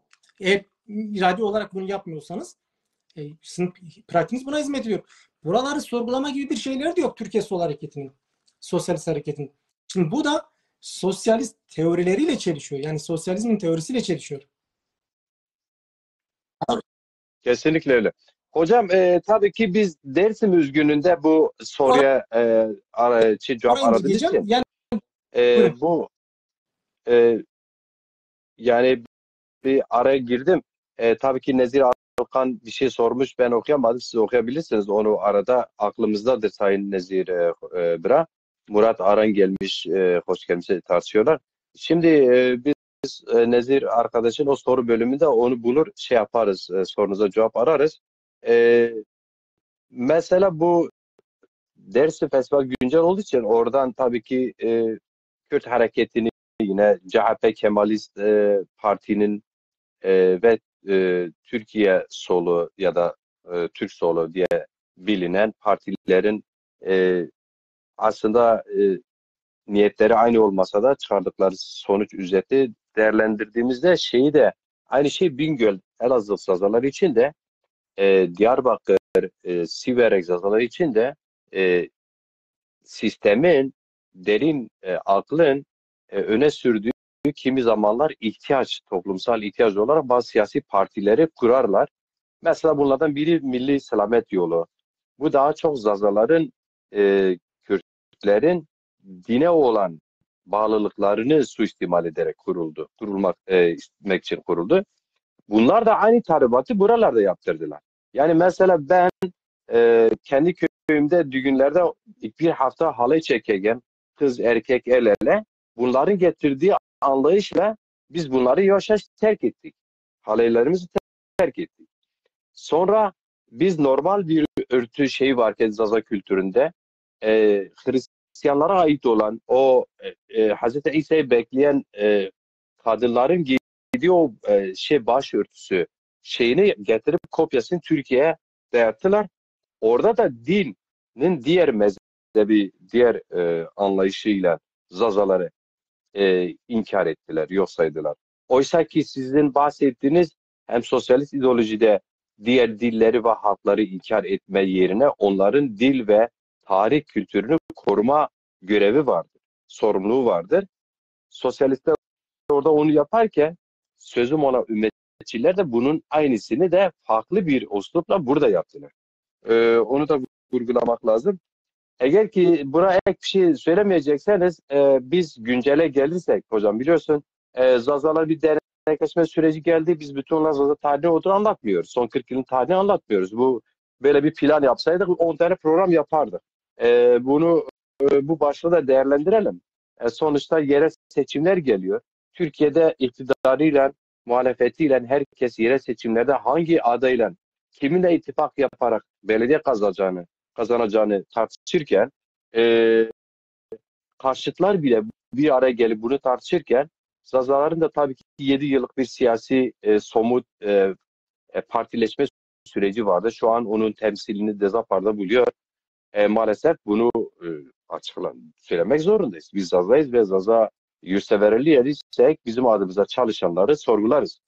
Şimdi bu parti daha henüz kongresini gerçekten tam olarak ne zaman yapacak bir duyurmuşluk var ama henüz somut bir şey, elle tutulur bir şey yok. Bir hazırlık görmüyoruz. Yani sosyal medyada eskiden olsaydı 90'larda derdim ya ben babamı Almanya'dan ararken önce hangi köylümüzün evinde telefon var ona haber veririm. O babama haber versin gelsin ben telefona arayayım.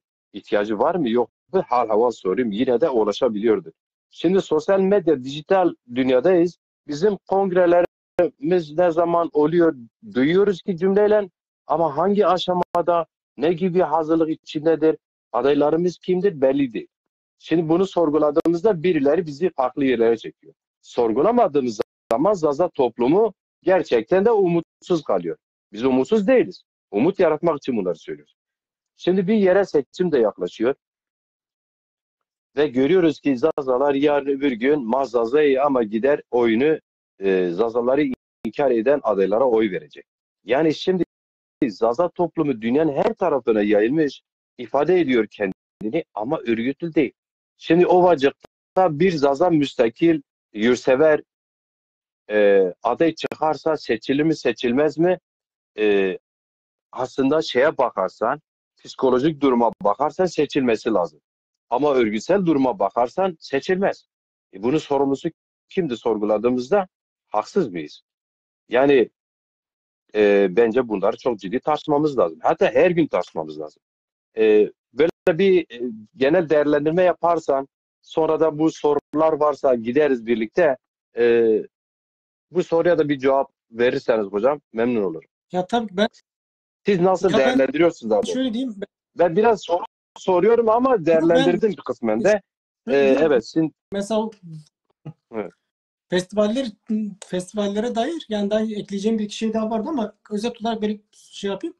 Ya dediğim gibi yani şimdi Dersim'de işte festivallerin içerik olarak bugün itibariyle işte tartışmaları kaldırması birçok faktörü var ama esas olarak baktığımızda dediğim gibi temelde kendi yani o çıkış programıyla kendi esas hedefiyle, amacıyla, varlık gerekçesiyle ciddi bir çelişki olduğunu, işte bir tutarsızlığın olduğunu söyleyebilirim ama bununla birlikte mesela dediğim gibi yani buradaki bu hareketler yani ifade ettiğim bu hareketlerin işte bir 50 yıllık süreçinde ya zaten Dersim yani yıkıma uğratılmış bir coğrafya.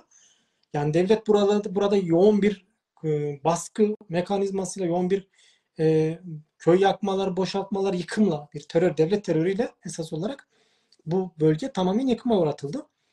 Bu yıkım sadece köylerin boşaltılması, yakılmasıyla sınırlı kalmadı.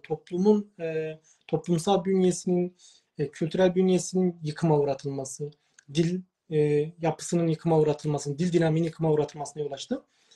Yani dil bugün öyle bir noktaya geldi ki, öyle bir duruma geldi ki dil yani herhalde böylesi bir şey yok. Yani yeni nesil, yetişen yeni jenerasyon dille hiçbir bağlantısı yok, hiçbir bağı yok diyebilirim yani.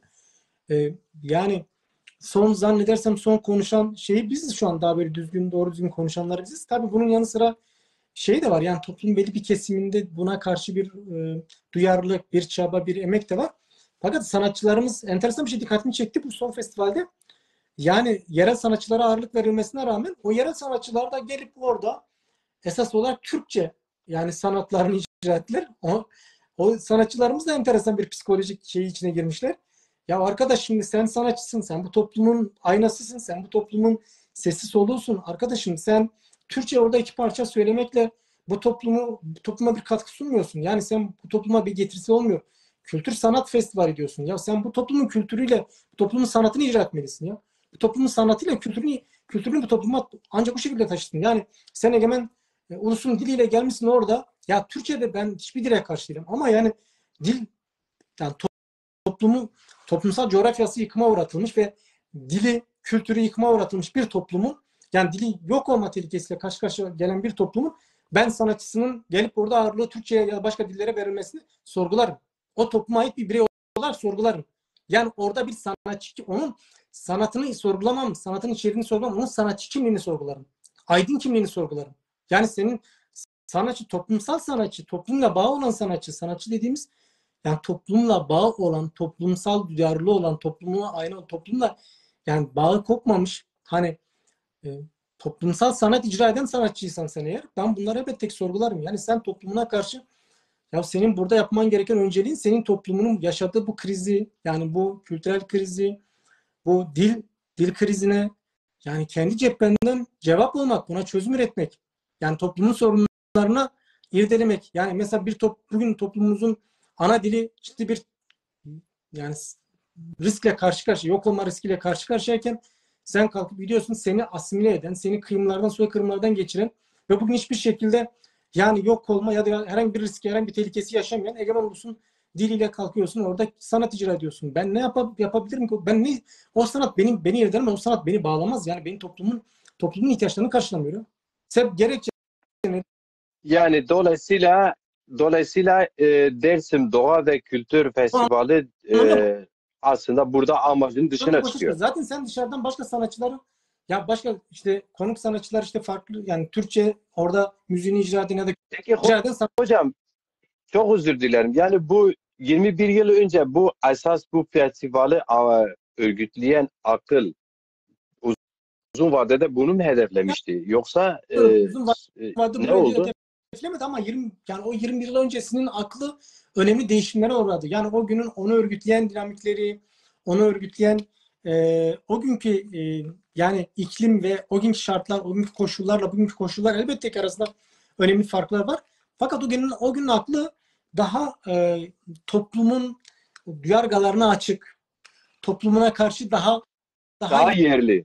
evet daha yerli, tabiri caizse daha yerli diyebilirim. Ama sonrasında o e, ilk festivallerin sonrasında da büyük bir yani bugün festivaller aslında yeni değil bir şey değil. Şimdi şöyle yansıtıyor sanki son 3-5 yıl 3-4 yıllık bir süreç. Hayır arkadaşım biz bunun öncesinde bir 5 yıl öncesini 6 yıl öncesini de biliyorduk. Yani Zazacan'ın hiçbir şekilde yer verilmediği yani gerek CHP'sinde gerek Kürt siyasal hareketinde olduğu dönemleri de biliyoruz yani.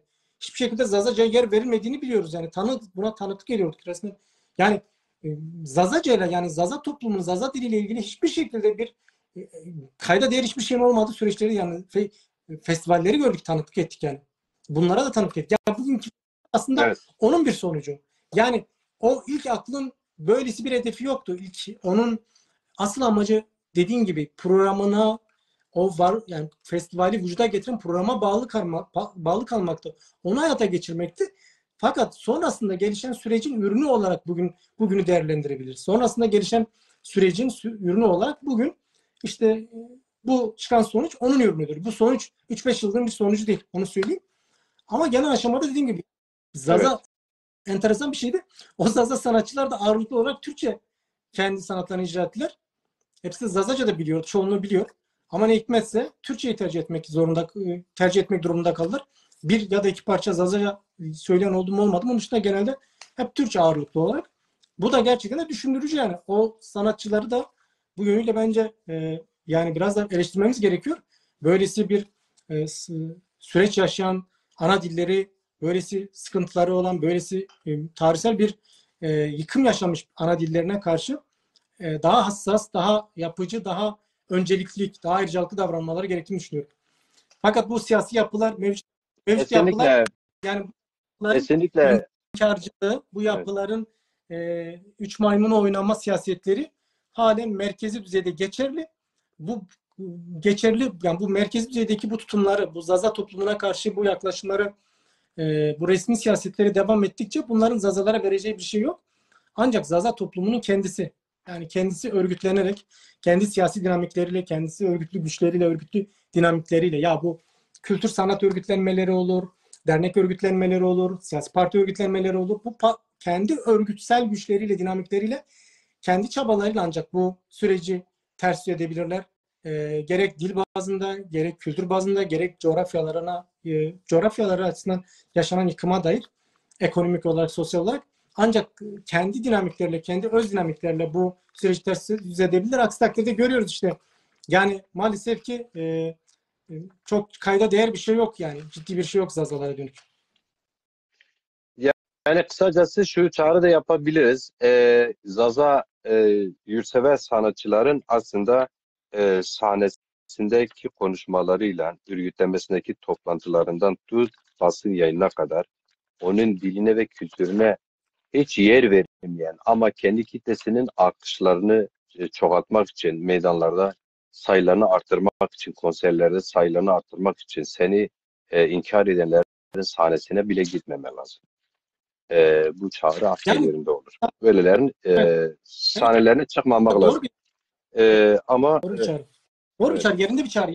evet, Sanatçı açısından bu gerçekten de ya toplum için sanat üretimini yapan, toplumsal sanatı üreten, toplumsal sanatı önceleyen her bir sanatçıdan böyle bir tutarlılık yani toplumsal sanat bazında yani o toplumsal sanat üzerinden değerlendirdiğimizde topluma dönük sanat üreten her bir sanatçı aslında böyle bir sorumluluğu var. Doğanda bir tabiatıyla böyle bir sorumluluğu var ve bu gerçekten de bu sorumluluğu hani bizler çağrı yaparak işte şey yaparak bunu hatırlatmak isteriz. Bir de ana dili Zazaca olan, Zazaca konuşan her bir sanatçının da aslında böylesi bir süreçte yani dilinin bu kadar ağır yara almış, bu kadar derin yara almış ana dilinin bu kadar yıkıma uğramış bir süreçte bu sorumluluğu, bu öncülüğü aslında onların yapması gerekiyor. Bu sorumluları gereği bu öncülüğü onların zaten yapması gerekiyor. Ana dili Zazaca olan bütün sanatçılarımızın.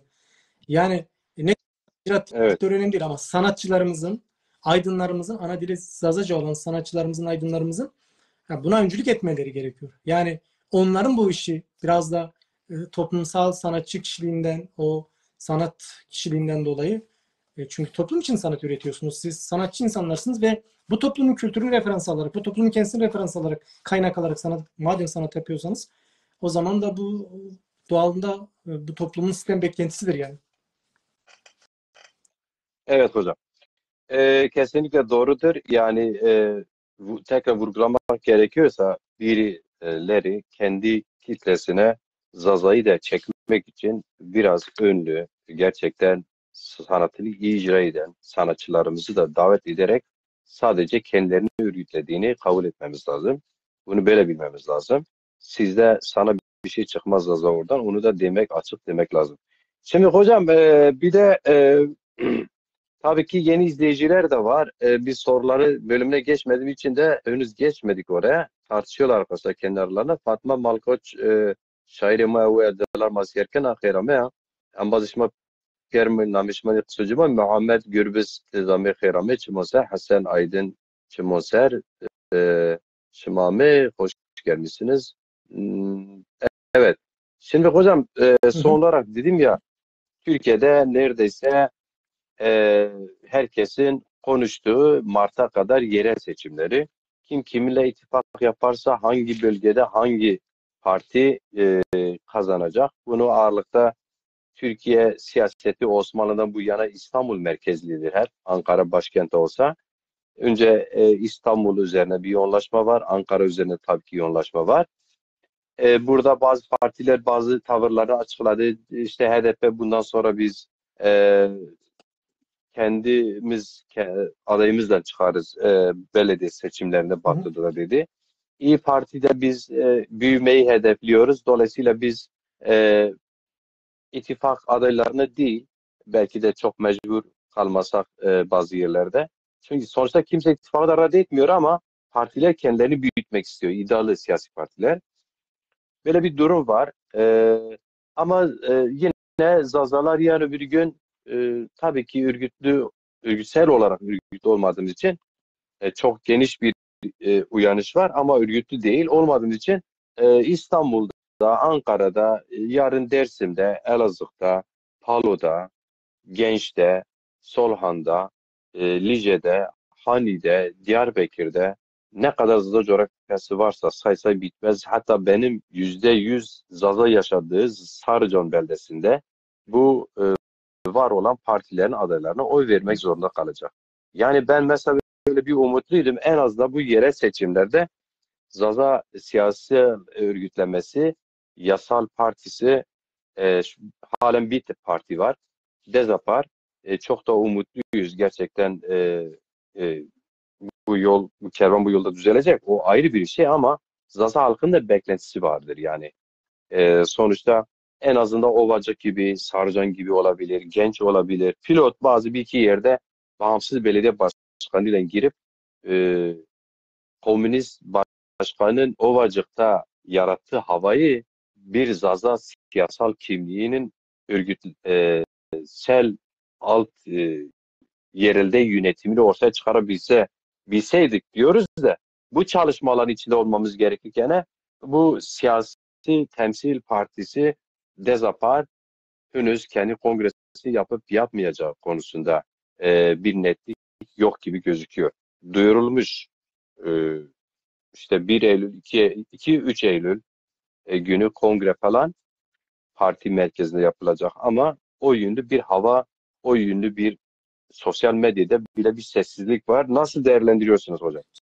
Ya şimdi Türkiye'de genel seçimler esas olarak belli klikler arasında nasıl Türk egemen sınıflarının klikleri arasında cereyan ediyorsa ve toplumsal muhalefet de buna göre pozisyon alıyorsa örgütü toplumsal muhalefet yani Kürt siyasal hareketi olsun örgütü diğer toplumsal dinamikler nasıl bu kliklerin belirleniminde bir siyasal pozisyon yani politik pozisyon aldılarsa daha doğrusu bugüne kadar aldıkları gibi muhtemelen bundan sonra yerel seçimlerde de belli özgünlükler yani olmakla birlikte işte Kürt siyasal hareketinin örgütlü olduğu Kürt illerinde esas olarak kendi bağımsız adaylarıyla kuşkusuz süreci göğüsleyecektir, karşılayacaktır. Yani örgütlü bir şekilde onu o alanlarda dolduracaktır. Diğer alanlarda ise dediğim gibi yani esas olarak bu Türkiye yaman sınıf kliklerinin çatışması yani onların oluşturacağı kamplaşmaya göre yani siyasal kutuplaşmaya göre o toplumsal muhalefet de ona paralel bir pozisyon alacaktır. Bu pozisyon alış yani toplumsal muhalefetin ihtiyaçlarını çok geniş bir yelpazede karşılayacak mı? Yani bana soracak olursam pek yani o klikler özgünlüğe yaşanan çatışmaya entegre olan ya da ona angaje olan siyasal bir yapı yani toplumsal muhalefetin yani ihtiyaçlarını çok geniş bir yelpazede karşılayabileceğini zannetmiyorum. Fakat onun dışında daha özek, daha bağımsız, daha böyle kendi özgün programlarıyla bahsettiğiniz işte komünist başkan ve benzeri pratikleriyle bu meselede yani gerçekten kendi özgün programlarıyla toplumsal bir muhalefet örgütlenirse belki toplumun en azından muhalif kesimlerin yani ezilen kesimlerin ihtiyaçları karşılanabilir diye düşünüyorum. Aksi takdirde pek yani bu genel seçimlerde olduğu gibi yerel seçimlerin de esas ülkedeki egemen sınıfların yaşadığı bu klik çatışması yani Kemalistlerle siyasal İslamcıların kapışmalarını gölgesinde kalacak gibi geliyor bana. Evet. Yani şöyle bir şey var. Yani bizim Zaza kimliğine ya Zaza toplumuna geldiğimizde, Zaza toplumun sorunlarına geldiğimizde ya maalesef demin dediğim gibi yani hiçbir toplumsal dinamik yani Türkiye'deki toplumsal muhalefetin hiçbirinin programında Zazalara dönük kayda değer bir şey yok. Zazaların sorunlarına dair kayda değer bir şey yok.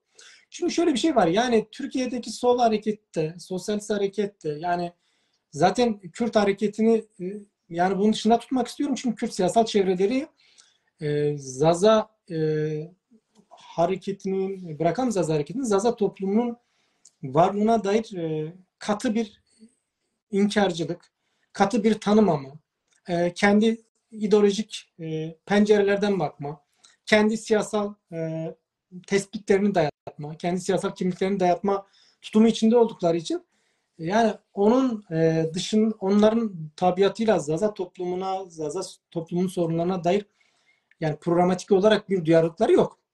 Olmadığı gibi bunun karşısında pozisyon alıyorlar. Yani bunun karşısında bir somut olarak bunun karşısında bir pozisyon alma durumları var. Enteresan bir şeydir. Ezilen bir ulusun kendinden daha zayıf, güçsüz, örgütsüz olan ezilen bir ulusu onu görmemesi, tanımaması, hakkını teslim etmemesi ve onun bütün çabalarını da, onun bu yönlü bütün çabalarını da istismar etmesi, manipüle etmesi, hatta bunu işte yapay, kurgusal, yani resmi teorilerle bunu resmi tezlerle bunu inkara yanaşması, inkara yatması. Ya bu bezilen bir ulusun siyasal hareketi için enteresandır, öğreticidir ve sanırım dünyada da çok böyle yani benzerine karşılaşacağımız bir durum da değil. Onu da belirteyim yani. Benzerine pek bilmiyorum sen biliyor musun? Ben pek benzerini denk gelmedim açıkçası. Bu ilk defa yani Kürt hareketinin, Kürt siyasal ezilen bir ulusun hareketinin, siyasal çevrelerinin kendinden daha zayıf ve örgütsüz olan bir ulusa dair bir halka, bir etnik kimliğe, bir dile karşı tutumları maalesef ki hiç kabul edilecek bir durum değil. Kendi egemenleriyle Hiç kabul edilecek bir durum değildir. Örneği yoktur. Hocam hakikaten için de enteresan bir şeydir. Kendi egemenleri, kendini ezen egemen sınıfları, sözüm ona kendisinde yani karşı mücadele verdikleri kendi demokratik ulusal hakları, ulusal demokratik hakları, meşru hakları için mücadele verdikleri egemen ulusa benzer yani aynı tavırları, aynı tutumları kendinden daha zayıf, daha örgütsüz bir ulusa, bir halka, bir etnik kimliğe, bir dile dayatıyorlar. Bu da dediğim gibi yani bunun örneği yok yani. Benim bildiğim en azından yok yani. yoktur yok. Zazaların da bir gerçekliği Evet. var. Dediğim gibi yani bu Türkiye'deki sol sosyalist, muhalif bütün dinamikler.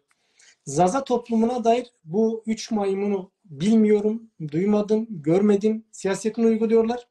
Bu onların resmi siyasetidir. Hiçbirinin özgünlüğü yok. Bak hiçbirinin özgünlüğü yok.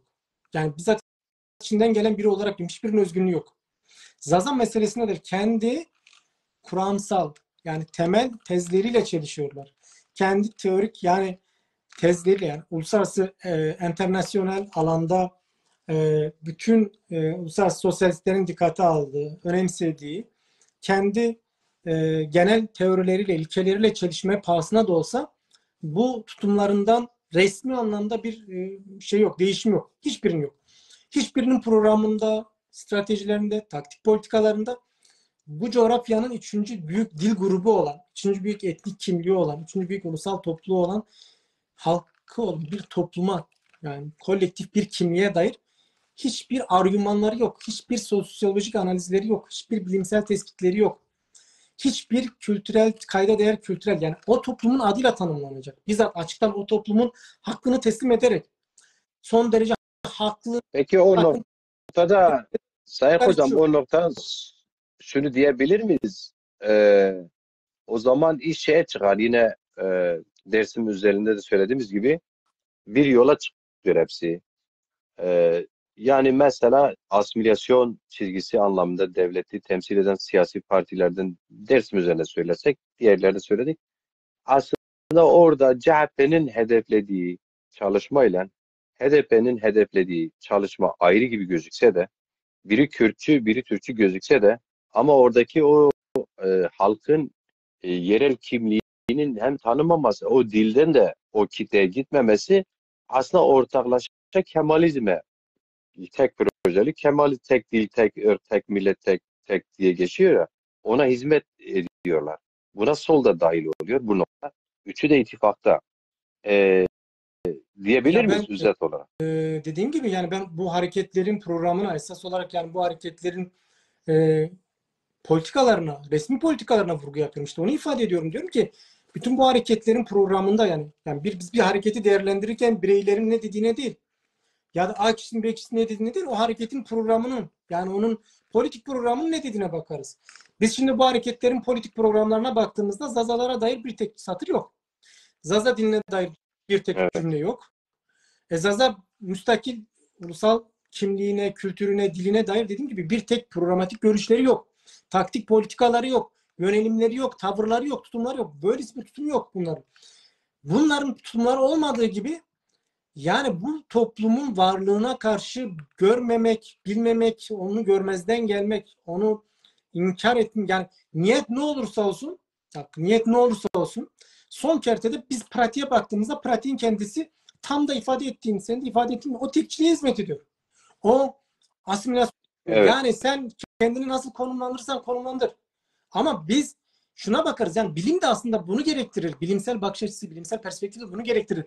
Şimdi siz bilimsel sağlamanızı teorinizin bilimsel olup olmadığını pratikle yaparsınız. Yani pratiğinize bakarak onu sağlarsınız. Evet. Şimdi biz bunun sağlamasını pratikle yaparız. Pratik olarak baktığımızda bu çevrelerin, bu siyasal kesimlerin pratiği asimilasyona, Zaza toplumunun yok sayılmasına, inkar edilmesine hizmet ediyor mu etmiyor mu? Buraya bakmak lazım. Bunların programında Zazalara dair bir şey var mı? Zazaca'ya dair bir şey var mı? Programatik düzlemde bunların bir şeyleri var mı? Yok. Hiçbirinin programında yok. Bak hiçbirinin. Yani açıktan kamuoyuyla paylaştıkları programlarında hiç böyle bir şey yok. Dolayısıyla şimdi bu toplumun kendisine verebilecekleri bir şey de yok. Aynı zamanda bunların pratiği tam da yani niyetlerinden bağımsız olarak yani onların niyetleri olmayabilir. Bilmiyorum ama şimdi niyet de burada bilgiyle tartışmalıdır. Çünkü sen nasıl bir niyettir ki sen programına bunu almıyorsun. Bu halkın gerçekliğini, bu toplumu, bu dili ya bu coğrafyanın üçüncü büyük ulusal kimliği, üçüncü bir toplumsal kimliğini, üçüncü büyük dil grubunu nasıl görmüyorsun ya? Sen nasıl bunu tanımıyorsun, dikkat tanımıyorsun? Şimdi bugünün dünyasında yaşıyoruz. 1970'lerin dünyasında yaşamıyoruz. 80'lerin dünyasında yaşamıyoruz. Bugünün bilimin, tekniğin zirve yaptığı dönemde yaşıyoruz. İletişim araçlarının, bilimsel teknik, yani bu teknolojinin gelişimi, bilimsel iletişim araçlarının zirve yaptığı, bilginin artık sınırsız bir şekilde, yani küresel çapta, yani küresel bağlamda bilginin bütün sınırları yıkıp bilimsel bilginin tabii ki burada bilginin bu bilgi teknolojiden gelişmesiyle birlikte, bu iletişim teknolojinin gelişmesiyle birlikte kuşkusuz bunun handikapları da var. Kuşkusuz uluslararası küresel güçler bunu manipüle etmek, bunu çeşitli şekillerde istismar etmek için kullanacaklardır. Ama her şey bir yana, ya bu araçlar, bu teknolojik araçlar, teknolojik gelişmeler bilginin de küresel çapta yani hareketini, bilgiye ulaşma imkanını, bilginin ulaşma, bilgiye ulaşma, bilgi iletme, bilgiyle buluşma imkanını yaratmış. Şimdi böylesi bir koşullarda bu hareketler halen işte 50 yıl öncesi tavırlarını sergiliyorlar. 50 yıl öncesi tutumlarını sergiliyorlar.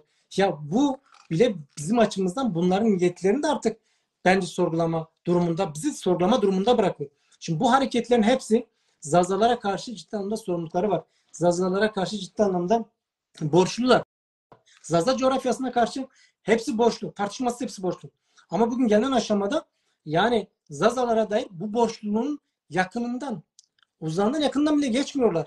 Ve dolayısıyla bunların programlarında, söylemlerinde, taktik politikalarında hiçbir şey yok Zazalara dair. Zazalar da bunlara bakmamalı artık. Hatta gerekirse Zazalar örgütlenmeli. Bunları da tanımamalı. Bunları da yani bu boşluktan buralar doldurulmuş. Zaza siyasal örgütlüğün olmamasından dolayı, Zaza yani bir ulusal hareketinin, Zaza örgütlülüğün, Zaza siyasal örgütün olmadığından dolayı, siyasal öznesinin olmadığından dolayı bu boşluklar bugüne kadar dolduruldu. Ama bugünden sonra Zaza toplumunun, yani ana dili Zazaca olan, Zazaca'nın konuşulduğu bütün yer ilişkilerde Zaza toplumunun önceliği ya kendi sorunlarına, kendi problemlerine, kendi tabiri caizse kendi yaralarına kendi melhem olmak zorunda. Yok yani. Yani sağcısı da olmuyor, muhafazakarı da olmuyor, dincisi de olmuyor, solcusu da olmuyor. O zaman ne yapacak? Zaza toplumu şapkasının önüne koyacak. Zaza aydını, Zaza entelektüeli, Zaza ilerisi, Zaza aktivisti, Zaza öğrencisi, Zaza gençliği. Yani bütün Zaza ya ana diline dair bir kaygısı olan, ana dili Zazaca olan ve gerçekten diliyle yani kurduğu bağ samimi işten olan, coğrafyasıyla, toplumuyla, kültürüyle, her neyle işte nasıl bir bağ kuruyorsa ama ana diliyle bunu kuruyorsa bu toplumun her bir ferdi, bu bilinçli olan her bir fert gerçekten şapkasının önüne koyup artık şunu görmeli. Sağından soluna kadar, dincisinden yani muhafazakarından soluna kadar hiçbiri, milliyetçisine kadar hiçbirinin bu topluma bir faydası yok. Tam tersine zararı var. Zararı olmuş. Ya bunu 50 yıllık sadece son 100 yıllık yani Kemalist devletle birlikte günümüze kadar gelen bütün toplumsal, sosyal, ulusal çelişkiler ve çatışmalardan gördük. Ya Zaza coğrafyasının bugün içine düşürülmüş olduğu yıkımdan gördük. Zaza toplumunun dağıtılmış toplumsal bünyesinden, sosyal dokusundan, dilinden, kültüründen yani çökertilmiş toplumsal bünyesinde bunu görüyoruz değil mi bugün? O zaman şapkamızı önümüze koymamız gerekiyor. Şunu düşünmeliyiz. Artık gerçekten 21. yüzyılda bizlerin bir başkasından kurtarıcı bekleme gibi bir lüksümüz yok. Yok yani bizim başkalarını kurtarıcı olarak görme gibi lüksümüz yok. Kurtarıcı bizzat kendimiz olmalıyız. Kendi halkımıza güvenmeliyiz, kendi dilimize güvenmeliyiz, kendi kültürümüze güvenmeliyiz, kendi tarihsel köklerimize güvenmeliyiz. Kendi tarihimize güvenmeliyiz. Yani köklü bir tarihi olan bir toplumun kendi ana diliyle yeniden kendi toplumsal kolektif ana dili üzerinden, kendi ana dili üzerinden, kendi kolektif tarihsel hafızasıyla bağlantısını güçlü bir şekilde kurarak kendi siyasal örgütlülüğünü yaratması gerekiyor. Siyasal öznesini yaratması gerekiyor. Var olanları biz bir şekilde örgütledik. Onun çabası içine girdik. Peşinden gelenler ya gelip yani bugün en basit örneği derneklerimiz var. İşte federasyon var. İşte Bingöl'de, Dersim'de de olsun var. Ama dernekler hepsi çatıya dönüştü. Yani tabelaya dönüşmüş durumda. Ya bu çok kötü bir durum. Ya bu Hocam, çok kötü bir durum. hocam izninizle şöyle toparlayalım. Çünkü biz programı sanırım bitiremeyiz. Şu ihtiyaç ortaya çıktı ki şimdiye kadar konuştuğumuz bütün konuların özeti aslında bundan sonra öncülerimizin gösterdiği yolda dağınık örgütleme şeklimizin kadrosal çalışmasıdır, şudur ve benzeri başlıklar birkaç soru da istersen hazırlarım. Bunu yarın devam etsek. Mesela benim için sorun değil. Kaç kişi izleyeceği de bence sorun etmiyorum. Yarın devam etsek olur mu? Çünkü bu Zaza hareketinin böyle dağınık parça küçük kalması her bu yaratılan boşlukta doğal olarak insanlarımız bir arayış içinde olması.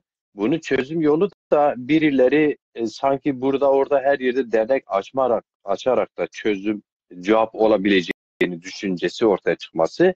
Bir önderliksizlik var, kısacası onu söylüyorum. Yani bir önderliksel çıkış oldu, onu ifade ettik ama şu an bir başıboşluk var. Yani bir başıboşluğu Tamam. konuşalım.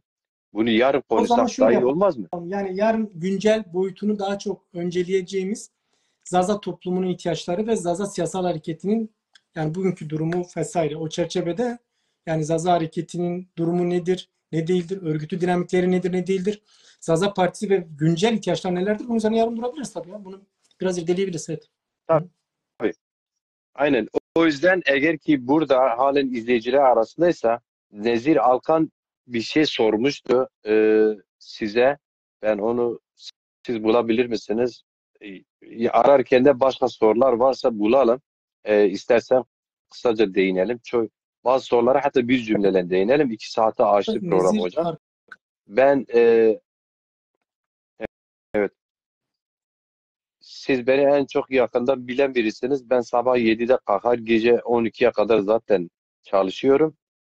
2 saat 10 dakikadır da sandalyede oturdum, hizmet ediyoruz. İnşallah hedefine arkadaş kusura ulaşır. bakmasın. Ben de hiç onun şeyini görmedim ama yazısını bir bakıyorum. Eğer görsem cevap vereyim. Fakat ben kendisini gıyaben tanırım, takip de ediyordum. Yani yayınlarda falan arkadaşımızı ama bilmiyorum bakayım. Görürsem cevap vereyim ama bana sorulmuş bir Hocam istersen şöyle de yaparız. O arkadaşlar buradaysa onlara çağrı yaparım. Yarın bu sorularınızı yine de sorabilirsiniz. Hatta program bitirdikten sonra siz yorumda da cevap verebilirsiniz bence. Yazıyla da. Bilmiyorum. Ya ben önce şunu belirteyim. Ama şunu söyleyeyim hocam, ekstradan şunu ek yapıyorum. Sabaha kadar da konuşabiliriz. Anladım. Ben bundan bakmam. Ya ben Onu da sevgili söyleyeyim. Macir, ben yoldaşıma şunu söyleyeyim. Açıkçası ben kişiler arasındaki polemiklere, dar tartışmalara, dar çekişmelere giren biri değilim. Bilirsin beni, tanırsın. Yani burada bir Hiç kapışma gerek de yok. Aynen. o yönlü Evet. bir problem bas yani ona benzer bir soru veya geliyorsa ben onlara cevap verecek değilim. Çünkü benim amacım burada kişisel husumetler, kişisel polemikler üzerinde bir şey değil ama başka bir soru ya bir şey varsa bakıp bulurum. Gerek yazılı da olsa cevap yani eğer dediğim gibi başka bir soru sormuşsa ben yani kişisel bir polemik ya da kişisel bir tartışmaya sürtüşmeye kişisel dayalı bir soru yoksa tabii ki yani cevap verebileceğim bir soruysa niye cevap vermeyeyim ki? Ama onun dışında ben kişisel polemiklere, çekişmelere ve benzeri şeylere girmem. Benim buradaki asıl meselem kaygım bellidir. Yani Zaza toplumunun sorunlarıdır, dil sorunudur, kültür sorunudur, siyasal sorunlarıdır. Bugün coğrafyasının sorunlarıdır. Ama temelde Zaza siyasal hareketinin bugün güncel sorunlarıdır. Tarihin günümüze devrettiği, tarihin bugüne bırak ve bizlere bıraktığı, miras olarak bıraktığı, tarihsel bir miras, yıkıcı yönleri ağır olan tarihsel miras olarak bıraktığı Zaza sorunları yani Zaza toplum sorunları yani kavrayışımız oranında bunları irdelemek. Bunlara dile getirmek. Benim Kesinlikle. asıl kaygım budur. Ben En doğrusu da o. Aynen. bugüne kadar da zaten bu çizgide durdum. Bu çizginin dışına çıkmam da yani. Hani arkadaşın şeyini görmedim ama bakarım. Yani dediğim gibi arkadaşı gıyaben tanırım. Onu programı takip etmişimdir. Kendisinin de hep emekleri var ama ben dediğim gibi sorusunu görmediğim için bir şey diyemem şu anda. Tabii. O zaman ben de göremedim. Hocam son ekleyeceğim bir şey yoksa ben de kısa toparlayayım. Biz yarına devredelim. Yarın. Biz yarın hem de son siyasal gelişmeler, yerel seçim, işte dezaparlar isterlerse yarınki programa gelip katılabilirler, kamera gönderebilirler yani. Biz böyle tek taraflı Türkiye'deki medyanın yaptığı gibi değil. Mesela Kürtleri çağırmıyorlar televizyona ama Kürtleri konuşuyorlar bütün televizyonlar.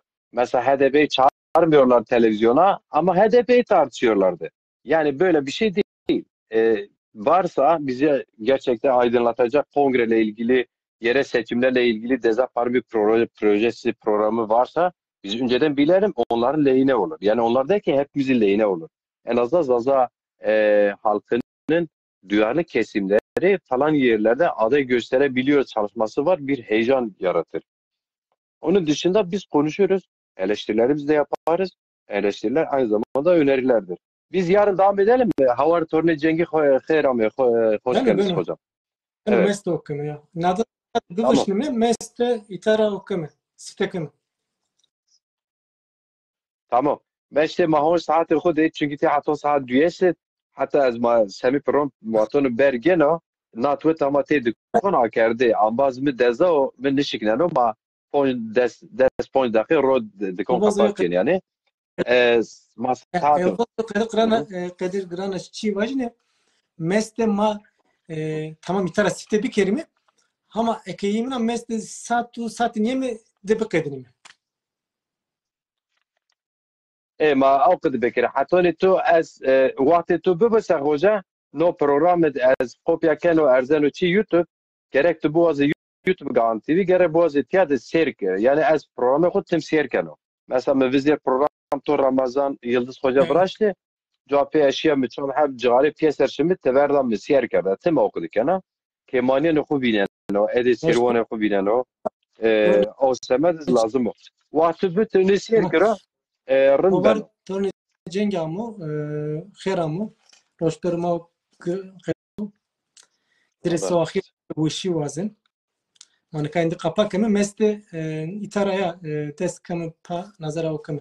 Site kemi son. Ya. so wes Ampero vozure so herebo so retebo so here zirvan. Bu mani bu işiydi. Ata mesle yani başım. hatta mesle